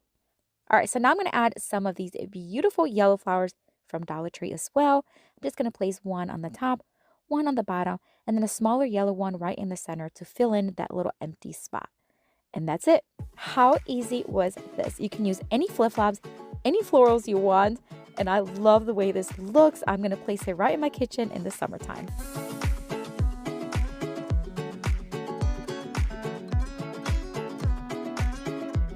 For this next DIY craft, we're actually going to build some flip-flops. These are going to be giant ones. I'm going to take this piece of board. It's just a wooden board that I had in my garage. And I'm going to freehand what a flip-flop I think will look like. And then I am going to make it darker with a permanent marker. Then I'm going to take some craft paper and I am going to trace that flip-flop onto the craft paper. Then I am going to flip that paper upside down. So now I have an equally sized flip-flop to match the pair.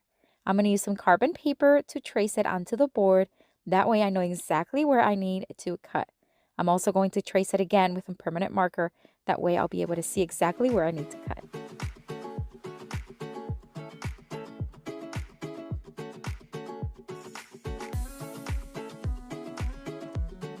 I'm going to use my drill and a spade bit, and I am going to just drill a hole right in the center in between the flip-flops. And then I'm going to use my jigsaw. I did clamp down the board very tightly to my workbench using clamps, and I'm just going to keep cutting with the jigsaw all the way around.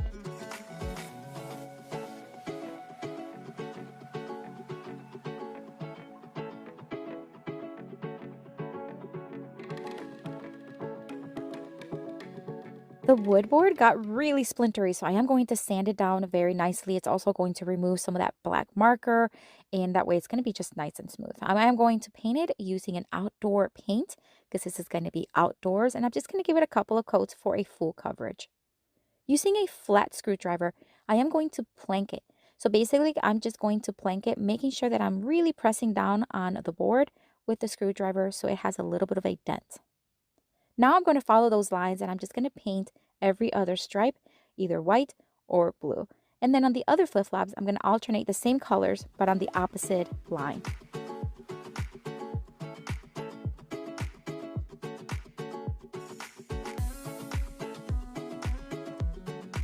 Every flip-flop needs the straps. So for this one, we are going to make our own using some nautical rope from Dollar Tree.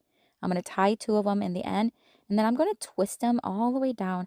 And then I'm going to tie them on the top because I want to cut them and make 2 straps, one for each flip-flop. Then it's time to attach him to the actual board. I am going to sand down the edges just a little bit for a little bit more of a beachy, relaxed look. I'm also going to distress the entire thing using my palm sander. That way it's going to have, again, a distressed look. You don't have to do this step. You can certainly skip it, but I do like a distressed look. I'm going to pre-drill some holes, and I am going to place an open eye hook on each one. This is where we're going to place the actual straps. Then I'm going to drill a couple more holes on the bottom, and that's where the straps are going to tie.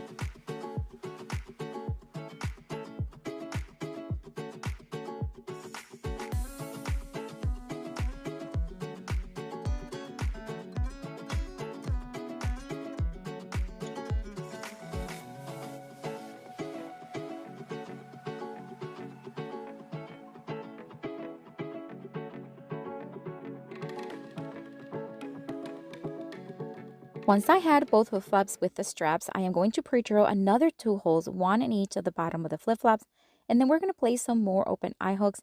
These are going to be larger because this is exactly where we're going to place towels. Now I'm going to use some antiquing wax by Waverly, and I'm just going to distress it just a little bit more. I want this to have a look like it's been outdoors, weathering nicely. So I'm just going to add it in between the color lines, in between the edges, where the rope meets the flip-flops. I'm just going to add it here and there, but I am going to apply and wipe as needed to make sure that it smudges and it kind of muffles and just kind of softens that antiquing wax.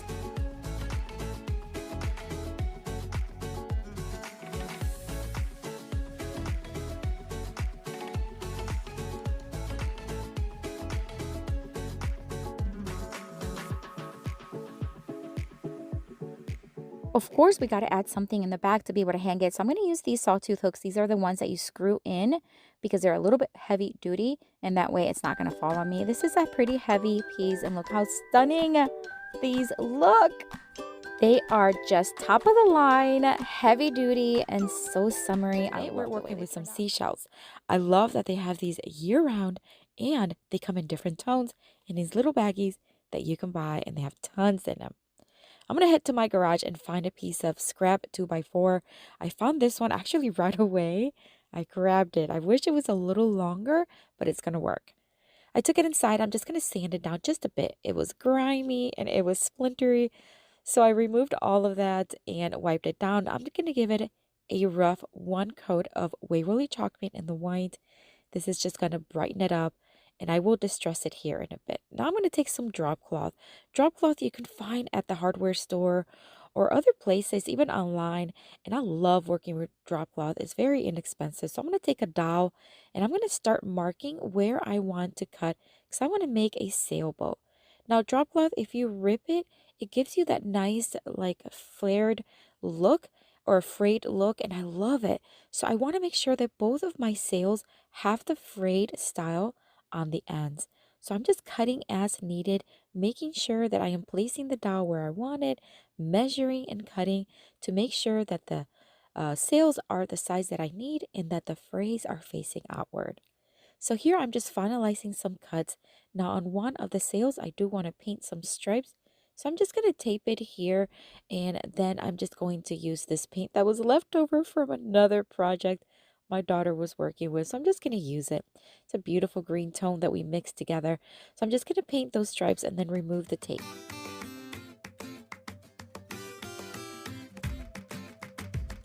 I'm going to give that a little bit to dry. Now I'm just going to distress pretty heavily the piece of board. Now you don't have to do this. This is completely optional. I'm just going to distress it and wipe it. And then I'm going to take my drill and I'm going to switch out the drill bit to a size that fits the dowel. I'm going to make a hole right in the center on top, and then it's time to assemble these sails. So I'm just going to hot glue the drop cloth to the dowel, and then I'm just going to hot glue the other one right next to it. Now the dowel is just a little bit too long, so I'm just going to cut off whatever I need, add some glue, and then place it right in there. It's not going to go anywhere. Then I'm just going to add one of these designs that you can find at Dollar Tree. There's one with a seashell design, which is appropriate for today's video. And I'm just going to cut off all the details that it has, but I'm not going to take them anywhere because I'm going to reuse them. I'm going to hot glue this one right on the left side of the board, just as a nice detail. Now this little tassel, I'm just going to hot glue to the top of the sail. I just thought it would look perfect hanging right there. And look how adorable this looks. I put it first because it's my personal favorite. I love the relaxed look and neutral colors it has.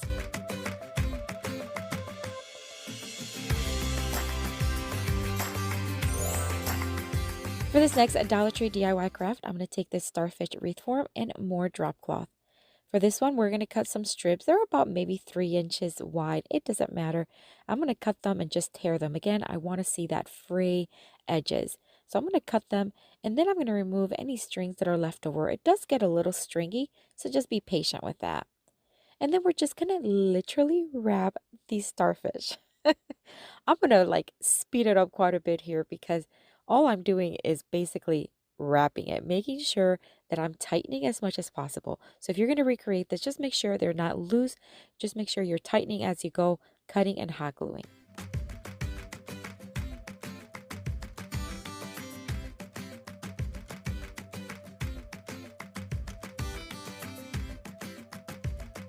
Okay, so I admit this took a little longer. That's why I sped it up, but it worked out well. All right, so now I'm going to take this pick. Now, I'm going to be very honest. This is a winter pick, but I just thought it had this like seaweed look. I don't know. Tell me, does it look like seaweed or does it totally look like evergreen?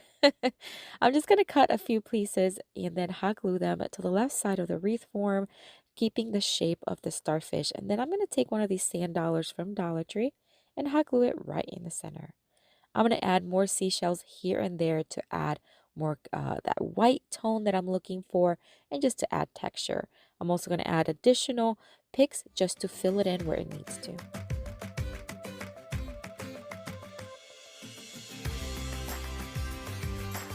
I love the way this one turned out. The neutral colors are so classic. I love beach decor, especially with this neutral tone. Beautiful.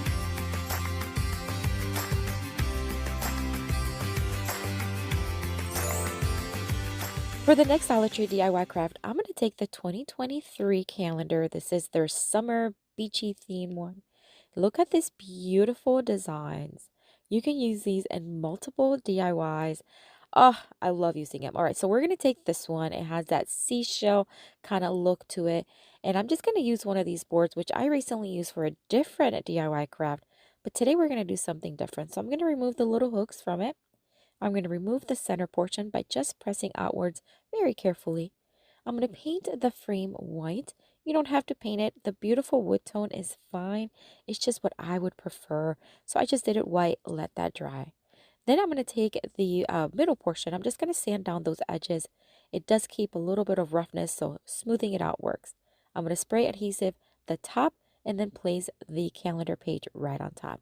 I'm going to smooth it out as much as possible, as well as with a towel. It just removes any bubbles that you may see.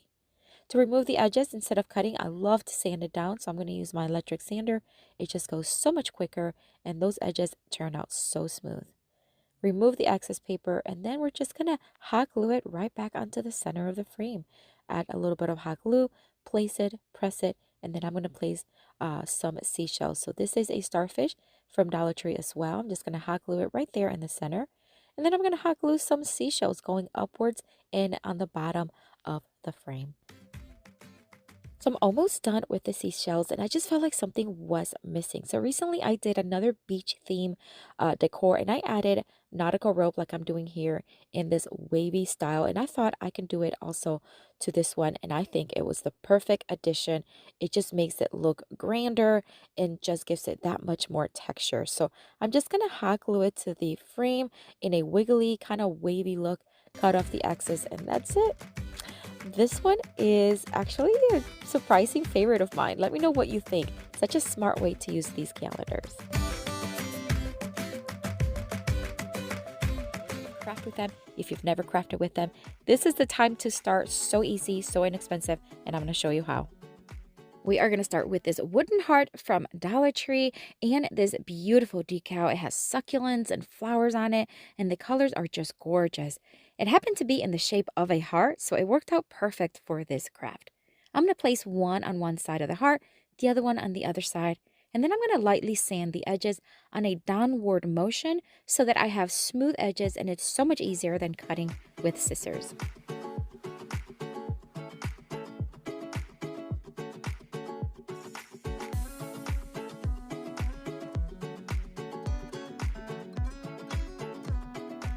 I'm now going to take one of these canvases from Dollar Tree. You can find these in different sizes. This is one of the larger ones. I'm going to place the heart on the left side of the board and this Be Grateful decal from Dollar Tree on the right side. I'm going to place it vertically just for a unique look. I'm going to dry fit the words and then going to just press them down when I know where I have them.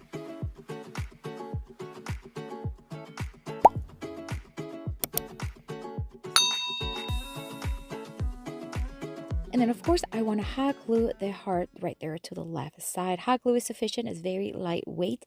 Just going to place it nice and evenly. And we're so close to being done. I'm just going to put this beautiful teal burlap on the back with some tape. And look gorgeous. This will be perfect for any room. You can gift it as a gift to someone or just keep it for yourself. I think it's absolutely gorgeous.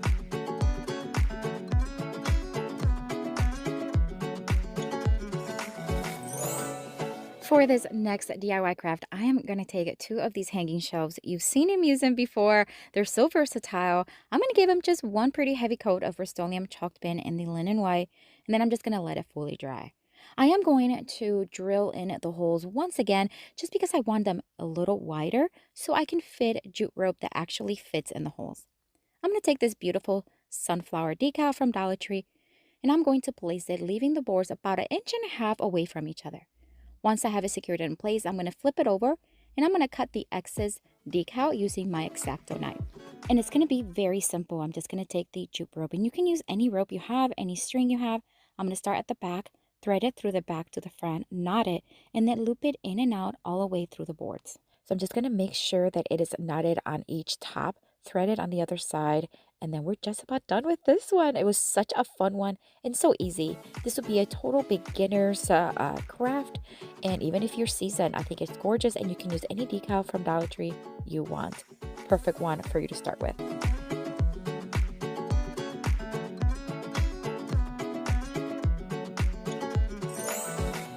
For this next Dollar Tree DIY craft, I'm going to take one of these, it's just one of those pot holders. They're made out of glass, and I'm going to remove the little pads from the bottom. I'm going to start scraping off the sticker that's attached.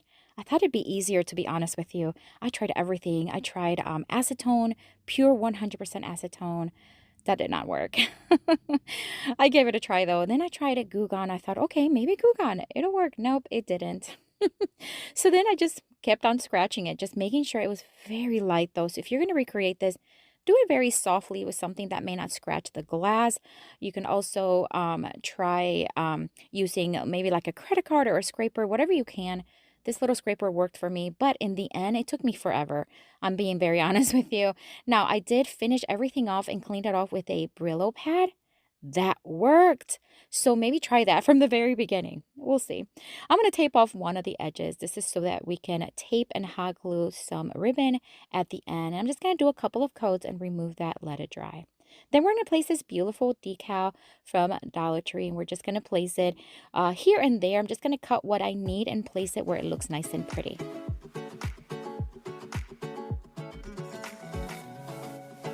And now I'm going to add that ribbon I spoke about earlier, and then we're just going to hot glue it and tape it to the back. And that's why we painted that top portion, because that way you're not going to see the tape and it just looks nice and finished. But look how cute this looks. I love the way it turned out. It's so fresh looking. It's perfect for summer or even spring or any time decor, really.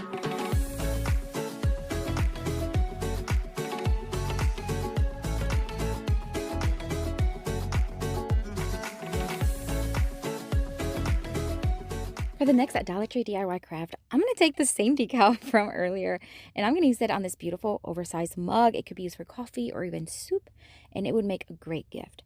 I'm going to place it right in front. We're just using the flower portion. I am going to use my X-Acto knife, however, to make some cuts here and there. Because the mug is rounded, we need it so that it lies nice and flat. Then I'm going to cut the excess from the bottom and the top. This is going to really clean it up and just give it a very nice, clean look. That way it looks nice and professional. I am now going to add some florals. I'm going to add some foam from Dollar Tree, and we're just going to place it right in. I'm not going to hot glue it in case they want to use it as a mug. So now we're going to use some greenery. This is just stuff that I had on hand, but you can certainly use what you have at home. I am going to add some greenery as well as a pink flower, and I think it's going to really come together. This again would be perfect as a gift as well as just for yourself as a centerpiece, Mother's Day, a birthday, whatever you want. I think it's absolutely stunning. So easy, so inexpensive, and anyone can make. I love it.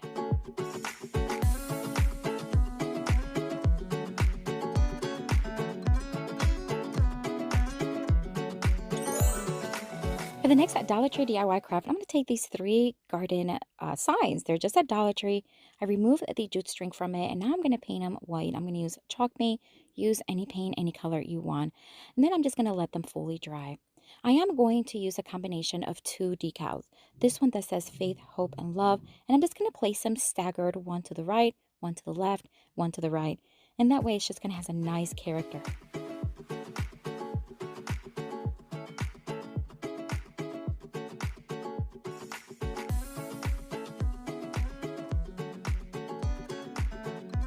I'm now going to bring in another decal from Dollar Tree. This one's a gorgeous peony one. I'm just going to remove the flowers and place them on the blank side.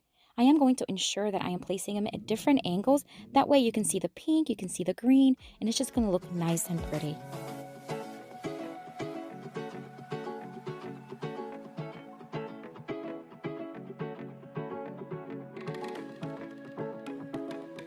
I'm now going to take some ribbon. This is just ribbon I had on hand from Hobby Lobby, but you can use whatever you have, even rope.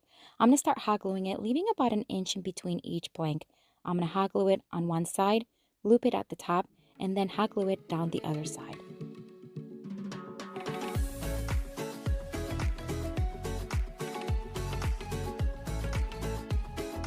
Now this part is completely optional. You can leave it as is, but I do want to antique those edges just a little bit. So I'm going to use some Minwax antiquing wax and a makeup sponge, and I'm just going to apply it over all the edges and then use a rag to remove the excess.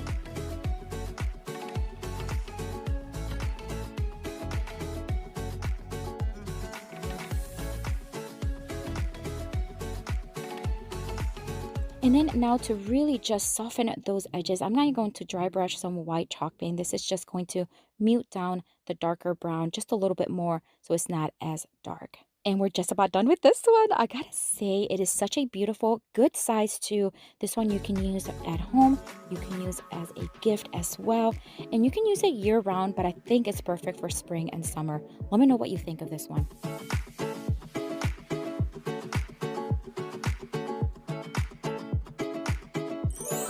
For this next Dollar Tree DIY, I'm going to take this paddle style sign. It's like a garden one that you can find during the summer season.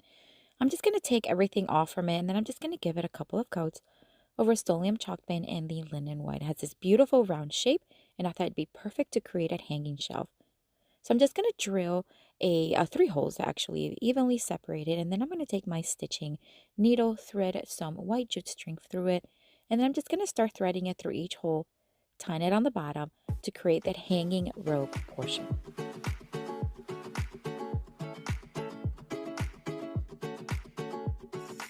Once it's tied on the bottom, I'm just going to place these strings facing upward just to make sure that it's nice and even. I'm going to take the Be Happy decal from Dollar Tree, and I'm just going to cut off some pieces here and there just to kind of match what I'm looking for. And then I'm just going to place them right over the shelf. And then we are just going to make sure that the edges are nice and smooth. So I'm just going to cut off any excess decal from the edges and then tie in a knot the string, making sure they're nice and even. And I think this turned out so adorable. It would be great in any room, and you can use any decal from Dollar Tree that you want. I think it's gorgeous.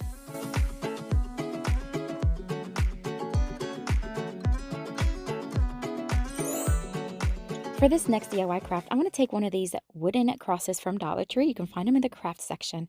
I'm going to paint it white, the front and the back. I'm just going to use chalk paint, but use what you have on hand. I am now going to take these blue decals from Dollar Tree. They have a beautiful design, and I'm just going to place them here and there, cutting off the excess very carefully because I am going to reuse the leftover decals to keep placing them everywhere on the cross.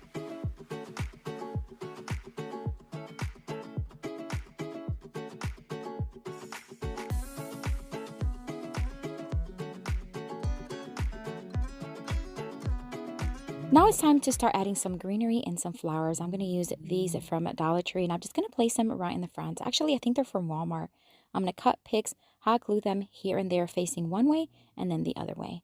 And then I'll take some blue flowers from Dollar Tree and I'm just going to start hot gluing them again right there in front of the cross. Now, instead of adding a ribbon or a bow in the center, I'm just going to take a few of the flowers that are left over, just hot glue them very carefully right there, covering up all the glue. That way it's just going to look fresh and beautiful and not have to add and clutter it up with any ribbon. But look how gorgeous this is. I love this one. My mom would love this one. I think it's just perfect for any home decor for summer, spring, and even Easter. Start with these wood planks from Dollar Tree, and I got 6 of them. I'm going to remove the sticker from the back, and then we're going to join them together to create a piece of board. I'm going to stack them up 3 and 3, and then I'm just going to start joining them each to each other with hot glue. Very little hot glue because I don't want it to get clumpy, but I'm going to join them one by one and then each plank together. To give it a more secure look, I am going to flip it over and I am going to use some paint sticks as well as staples to create a very secure bond.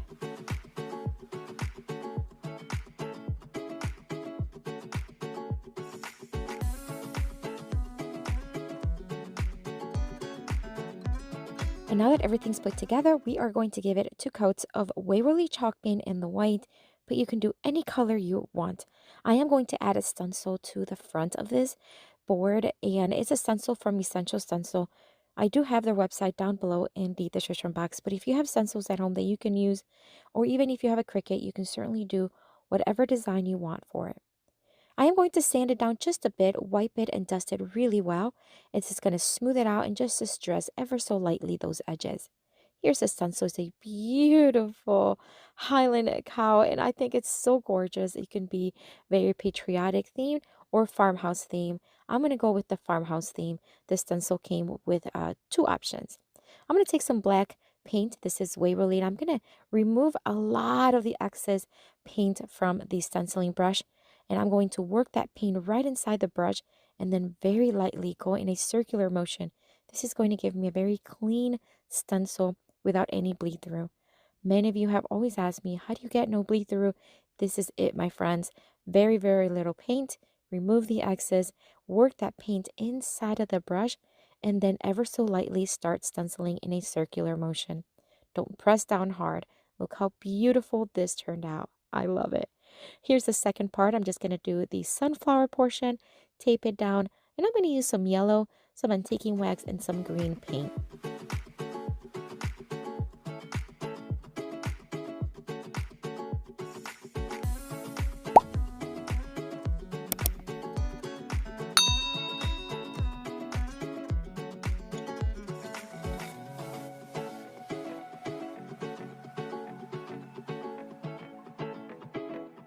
Now I am going to reveal, and look how cute this looks. I'm a little bit obsessed. I'm going to take some more of that antiquing wax and I'm just going to start antiquing and distressing those edges just for a little bit more of a farmhouse look. This is completely optional. You don't need to. Once I apply it, I am going to wipe off any excess wax, and then I'm also going to be sanding it. That way it's going to really muffle it and just be it a detail rather than just a strong distress. So look how cute this looks. It's definitely one of my favorites. I think it's why I put it first, but it's so inexpensive and you can reuse this stencil over and over again.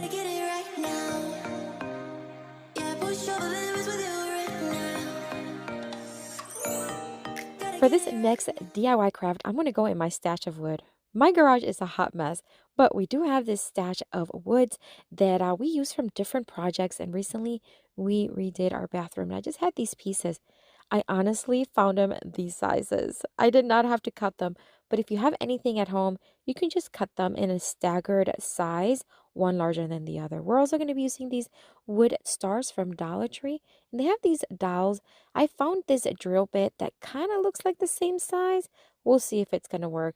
Otherwise, I have this spade blade that I can use, but it's a little too big, so I'm hoping the drill bit works. I'm going to put my safety glove on, and then we're going to just start drilling a hole right on top. I marked where the center was, and then I'm going to see if it fits, and it actually fits a little snug, but it worked. So I'm going to drill the other 2 holes.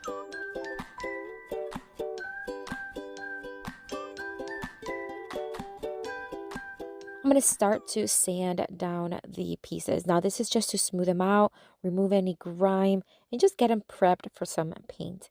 I want to give this a stained look with a patriotic theme to it, but you can use any color you want if you're going to use them for any other project. I am going to start with this Coastal Blue by Rust-Oleum chalk paint. I watered it down because I only had a tiny little bit at the bottom of the container. So I watered it down, applied it, and removed the excess. And I did the same thing on all sides of the piece. And then I also did that with the red paint as well as the white paint.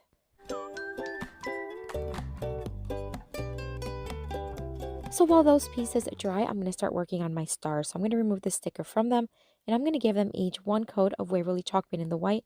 And I'm going to do the front, the back, as well as the sides. And a little bit of the dowel, about maybe 3 inches from the top. Once dry, I'm going to mark 2 inches from the top because we are going to cut them. I'm going to use my miter shears. All right, so I added a little bit of wood glue inside that hole, and then I'm going to place each star on top of each piece.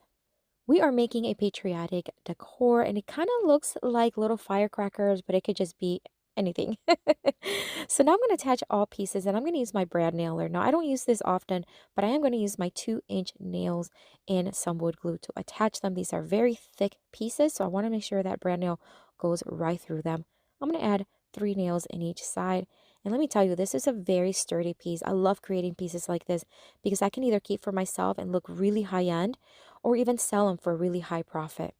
This scarf is from Dollar Tree. I've used these scarves this summer a lot, and I love working with them.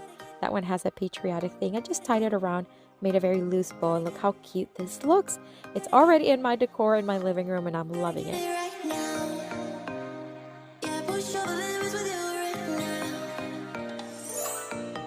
For this next DIY craft, we're going to take these 2 pieces of scrap 2x4. They're this size right now, but we're going to cut them. We are going to cut them in angles though, because I want to create a barn, kind of like a farmhouse barn. So 2 smaller pieces are going to be cut in an angle, and then the remaining piece I'm going to cut in a kind of like a V shape, just like that.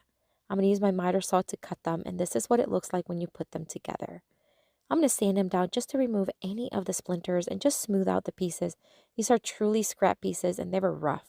I'm going to give everything 2 coats of Rust-Oleum chalk paint in the linen white, and then the top of them, like the roof portion, I'm going to do it in black, and this is the Waverly ink paint. All right, so now I'm going to place all the pieces together, and then I'm going to take this box. This just so happens to be a box that kind of fits the size that I needed. And I'm just going to start using it as a guide and hand paint what will look like a barn door. Now you can use a ruler, you can use whatever you want. This is just what I had on hand. And I do want it to have that hand drawn or hand painted style. Then I'm going to use my ruler and make a crisscross line on the barn door. And then I'm going to hand draw or hand paint a window on the top. This is just going to bring everything together. Now these pieces are not going to join together, but I think they look great. This little barn is so stinking cute. Again, something I can use year round in my decor or even sell it for a profit.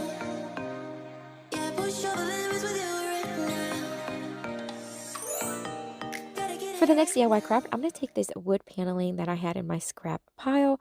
It's dusty, it's splintery, but we're going to cut it in 3 pieces and angle cut the edges because we're going to make some tags. I'm going to secure them onto my table with a clamp and then use a spade blade to cut the hole to make them really look like tags. Now those angle edges I cut with my miter saw as well as the tags themselves, and I think it worked really well. I'm just going to start sanding them, smoothing them down, and adding Mod Podge to the first one. We're going to use this striped black and white fabric. We're going to make sure that it's attached really well. For the second one, we are going to use a black and white fabric, different style, but it really complements that first one. And then for the third one, we're just going to cover it in some faux leather. This leather is actually from Amazon, but you can find them at Dollar Tree as well. So I'm just going to start applying them again with Mod Podge and cutting off the excess fabric from the edges.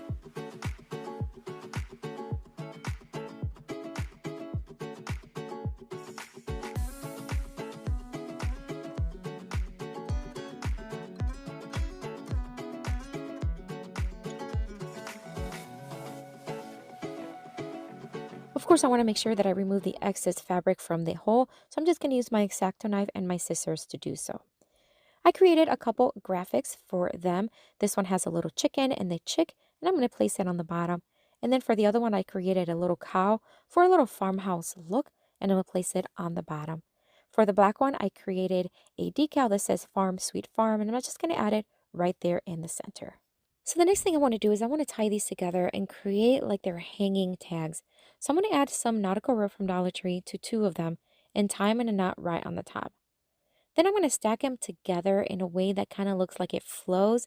And then I'm going to add a full rope, I suppose, for the third one because it's behind it. So if I added a knot, it's just going to be too bulky. So I'm just going to attach them to each other using some staples.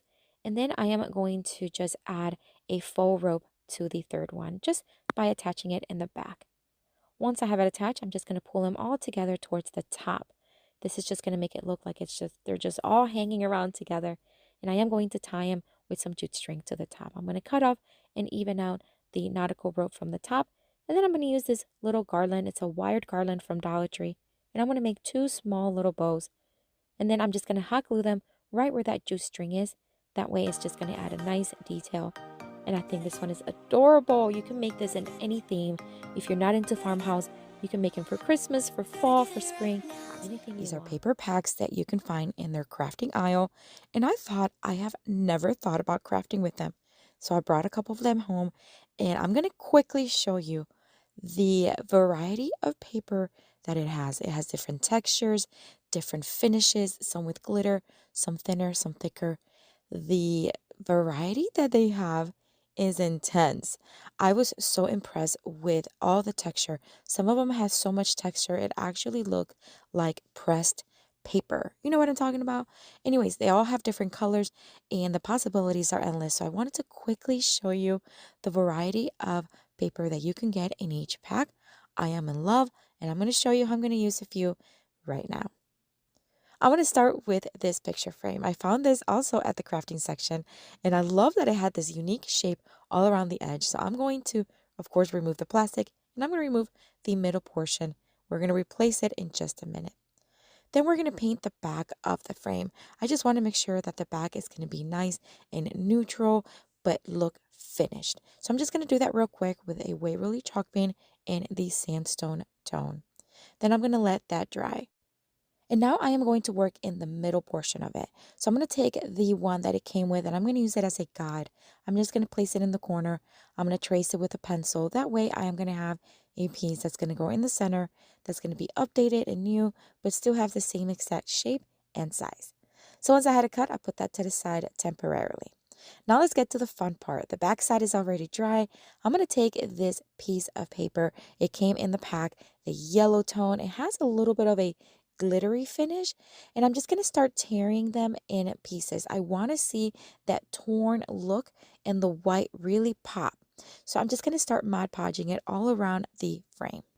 My goal here is to have the entire thing covered to be able to see all the torn edges, and I'm not concerned about the edges yet because we are going to trim that here in just a minute. So I'm going to add Mod Podge, place each piece on top, and then of course I need to Mod Podge the entire thing on top to make sure that it's sealed.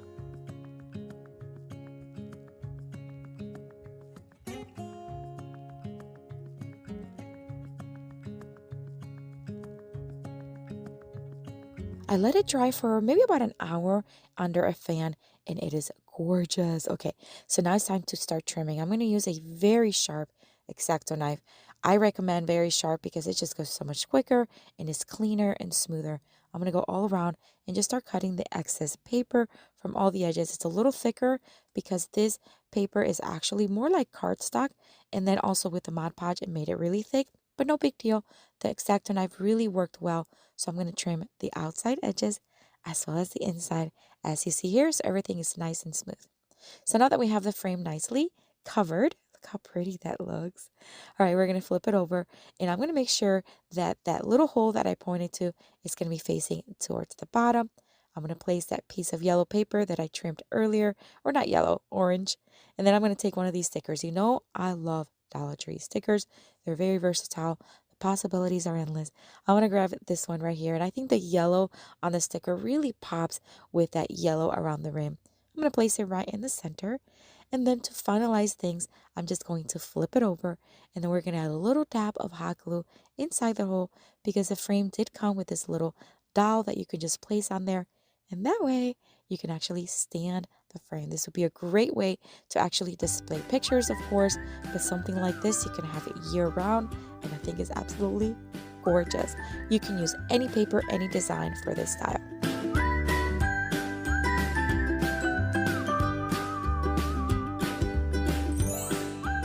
For the next DIY craft, I'm going to take this leftover summer little seahorse kind of sign. It was in the crafting aisle. I'm going to use my heating gun as well as my little scraper here. I'm just going to start pulling that apart. It doesn't matter if it's still a little sticky. I just want it to be smooth. So I'm going to take this textured. Boy, is it textured. This paper was, again, part of that paper pack. It is gorgeous. It's very thick. The color is stunning. And the texture, I think the camera doesn't really do justice. It is absolutely gorgeous. So what I did was I placed it in the center, really pushed it down in the corners, and then with the X-Acto knife, I just very carefully cut it and cut off the excess paper. So now we're just going to Mod Podge it, add plenty of Mod Podge there, and I'm just going to flatten it out until it's nicely attached. This wooden family words you can find at Dollar Tree. They come 2 in a pack. I'm going to leave it in the natural color, just like the frame and just like the beads. I love that combination of the deep red and the natural wood tone. I'm going to take these greeneries. These are just leaves that I had on hand from another pick. I'm going to start separating a couple here and there and start hot gluing it in the upper left hand corner. And then I'm going to add this tiny little flower from Dollar Tree. I just thought it needed just a little bit more touch of that natural color. And look how gorgeous this looks. Now this is a much better view of that texture. It is so rich, it is so good, and I can't believe it came in that pack.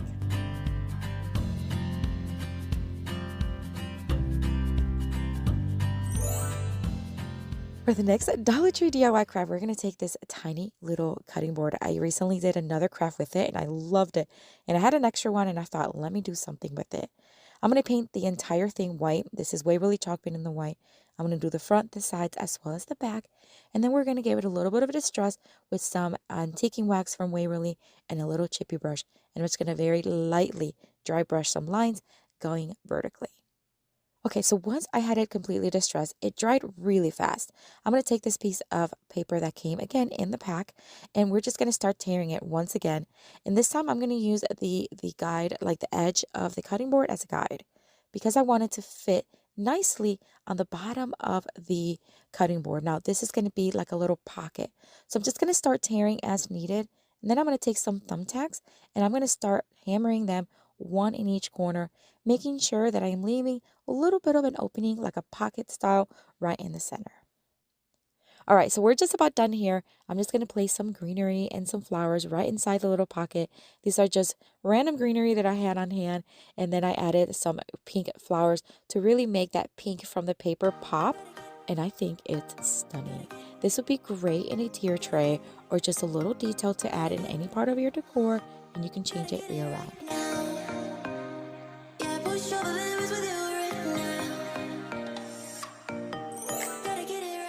This next DIY craft is so unique. I think you're going to love it. So we're going to start with one of these hanging shelves from Dollar Tree.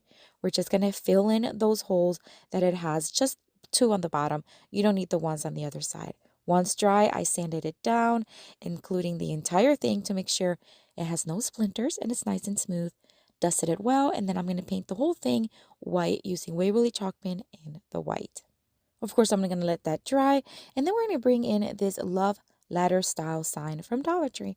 I've had it for a while, actually since like the Valentine's Day season.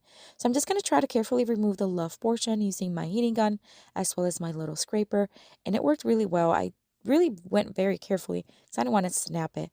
Any remaining glue, I just try to remove it as best as I can. I am going to paint it black. I'm going to use Waverly chalk paint in the ink color. It is really black, so it's going to cover any imperfections, but I did sand it down and wiped it very well. I'm going to give it one coat and then let that fully dry. And then, of course, we got to bring in the paper that we're going to be using. It's another red one. I don't know why I was so attracted to the red one, but this one also has such texture. All right, so I'm going to fold it in half very carefully, making sure that I'm not tightening or folding it too tightly in the center. and I'm going to cut off what will be a heart. So I'm just going to do a half heart, cut it, and then when you open it up, you have a nice even heart. And I'm going to hot glue that to the bottom right corner of the board. Then we're going to bring in the love portion, and we're going to hot glue that to the left side. All right, we're going to bring in a few more of those leaves because I really like them. I'm just going to hot glue several just towards the bottom, just to add a little bit of texture and greenery look. I've used this technique many times before. I'm just going to make some faux knots. I love using this because that way we don't have to just have tiny little rope. We can use a nice thick rope.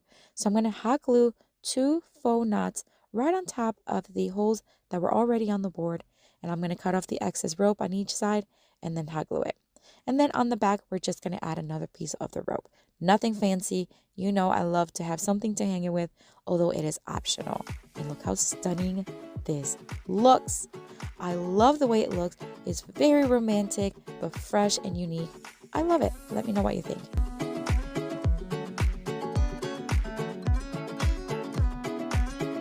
So I brought some really cute designs home, and I'm going to start with this home wood round.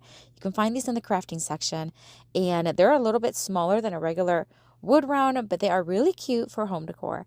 So I'm just going to paint this one completely white to begin with. I'm going to let that fully dry, and then I am going to bring in a stencil. This stencil is a 3-in-1 stencil. I love that because for smaller projects, it's hard to find sometimes something that is small. So these, you have 3 different options. I'm going to go with the R Story, and I'm going to use it twice on this one. I'm going to use it right here on top. I am going to use some masking tape to tape off the areas where I don't need. And I'm going to start stenciling it. And as you know, I'm going to use a stenciling brush.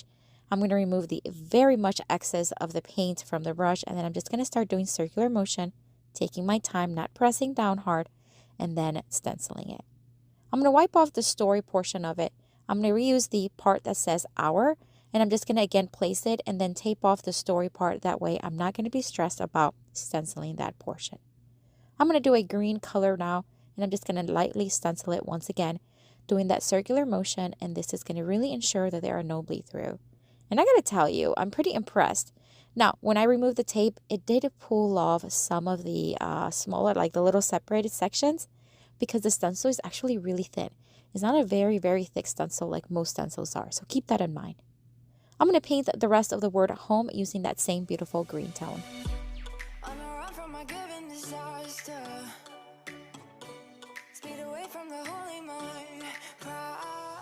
I did bleed through a little bit while I was blending it, so I'm just going to clean it up a little bit with some white paint.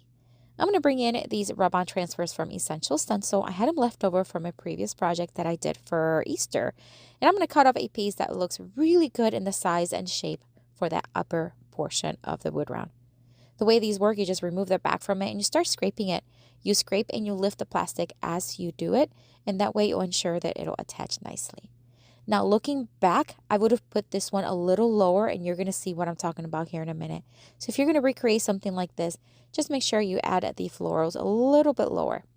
So then I'm going to add a flower and a little bit more of the floral design to the bottom. That way it's not so bare. I did the same thing with this cute little purple flower. Once I had them in place, it's time to add some 3D effect to the top.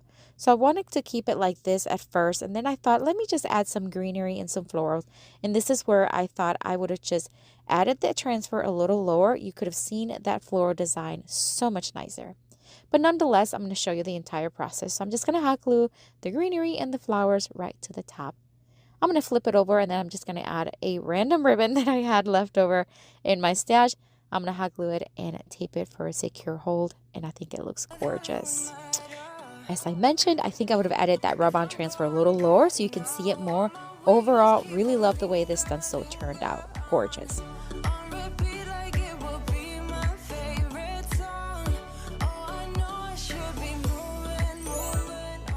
For the next Dollar Tree DIY craft, I'm going to start with this wood plank. You've seen me work with these before. These are the ones that are square, and I'm just going to sand it down just a little bit. It is rough to the touch when you first get them, so just sand it down. You can use a sanding block or just sanding paper if that's what you want.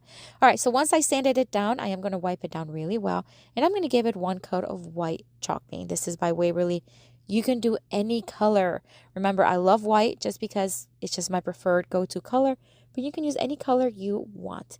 Also depending on what fabric you're going to be using, because we're going to use some fabric with this project. I'm going to start with this one. This is from Dollar Tree, and I'm going to open it up. It has a cute little farmhouse truck with flowers. I'm going to iron it just a little bit to remove the wrinkles, but I'm not looking for it to be completely flat because it's not needed. I had this leftover sunflower one from another project. I'm going to do the same thing, just iron it just a bit.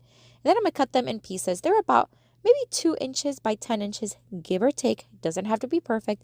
And I'm going to cut all of them. One of these 6-inch wire wreath forms from Dollar Tree. They come 2 in a pack. I'm just going to need 1. And I'm going to start just tying these. I'm going to make a pattern that I think is going to work out because I don't have equal amount of fabric for each design. I'm going to do 2 of the blue, 2 of the sunflower. I'm going to tie them loosely. They don't have to be extremely tight. We just make sure they are snug enough where they're not going to move. I left about 1/4 of the wire exposed, and I'm going to use 2 remainder pieces from the sunflower, and I'm going to wrap it around to cover it up. This is just going to give me a nice covered area where I can place some greenery and flowers here in just a bit.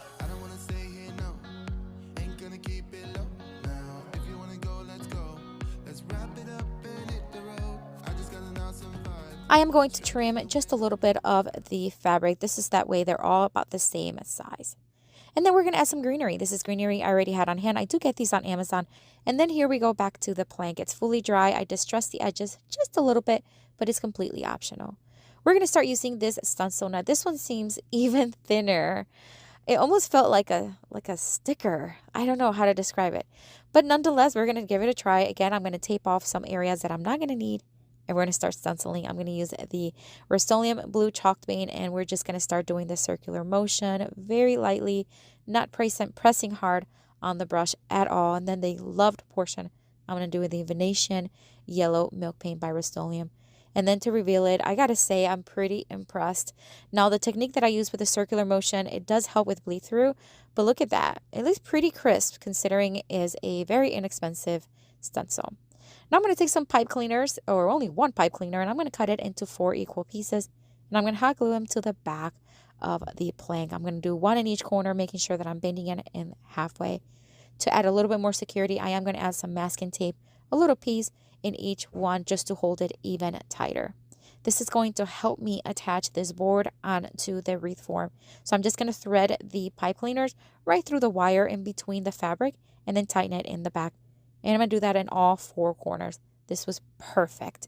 I am going to add a sunflower because I thought it would be very appropriate right there to the center. And I just felt like something was missing, so I'm just going to add a couple extra greenery picks right to the bottom of the sunflower, and that's it. This one has such a summer vibe. I love this one. All the textures with the wood, the fabric, and the florals. I think it's gorgeous. Let me know what you think.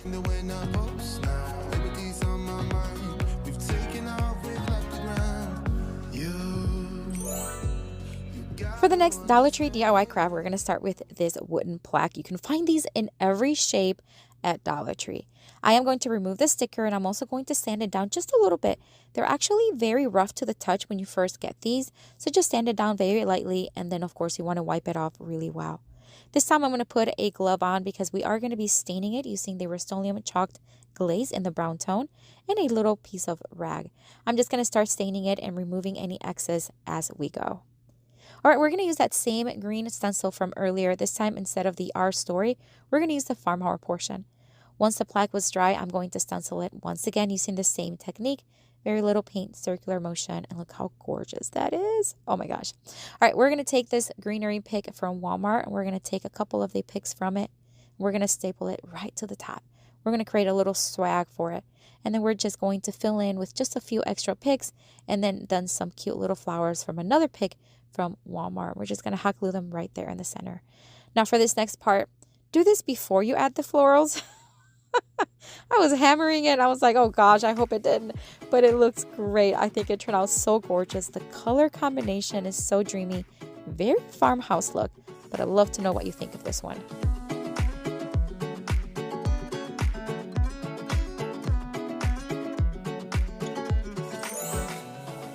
For the next Dollar Tree DIY craft, we're going to take this leftover Valentine's Day home word sign. I've had this since Valentine's Day, and I never knew what to do with it, and here we are. I removed this jute string and sanded it down just a bit. And then to get in between the letters, I use a nail filer to file off those little pieces there. I'm going to paint everything white. We're going to do a very sloppy one coat. I wanted to keep a little bit of a distressed look, including the edges. I want to give this one a very beachy summer look. So once it was fully dry, I'm going to take this stencil. This is a large one. It has the entire alphabet and it has some nice summer beach style designs on the bottom. I'm going to take this beautiful Highland Blue by Rust-Oleum and I'm just going to start stenciling them all at once. So I'm just going to place the stencil and wherever the designs fall, I'm just going to stencil it and then I'm going to move it to the right side and do the same thing.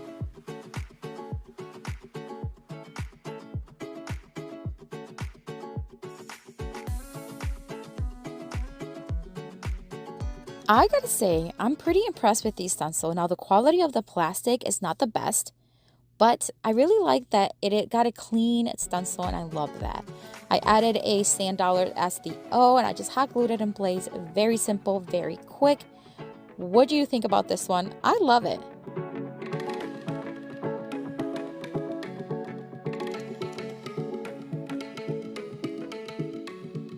This is it, my friends. I would love to know which one is your favorite, and I have another video for you to watch. Click on it. I'll see you later and have a blessed day. Bye.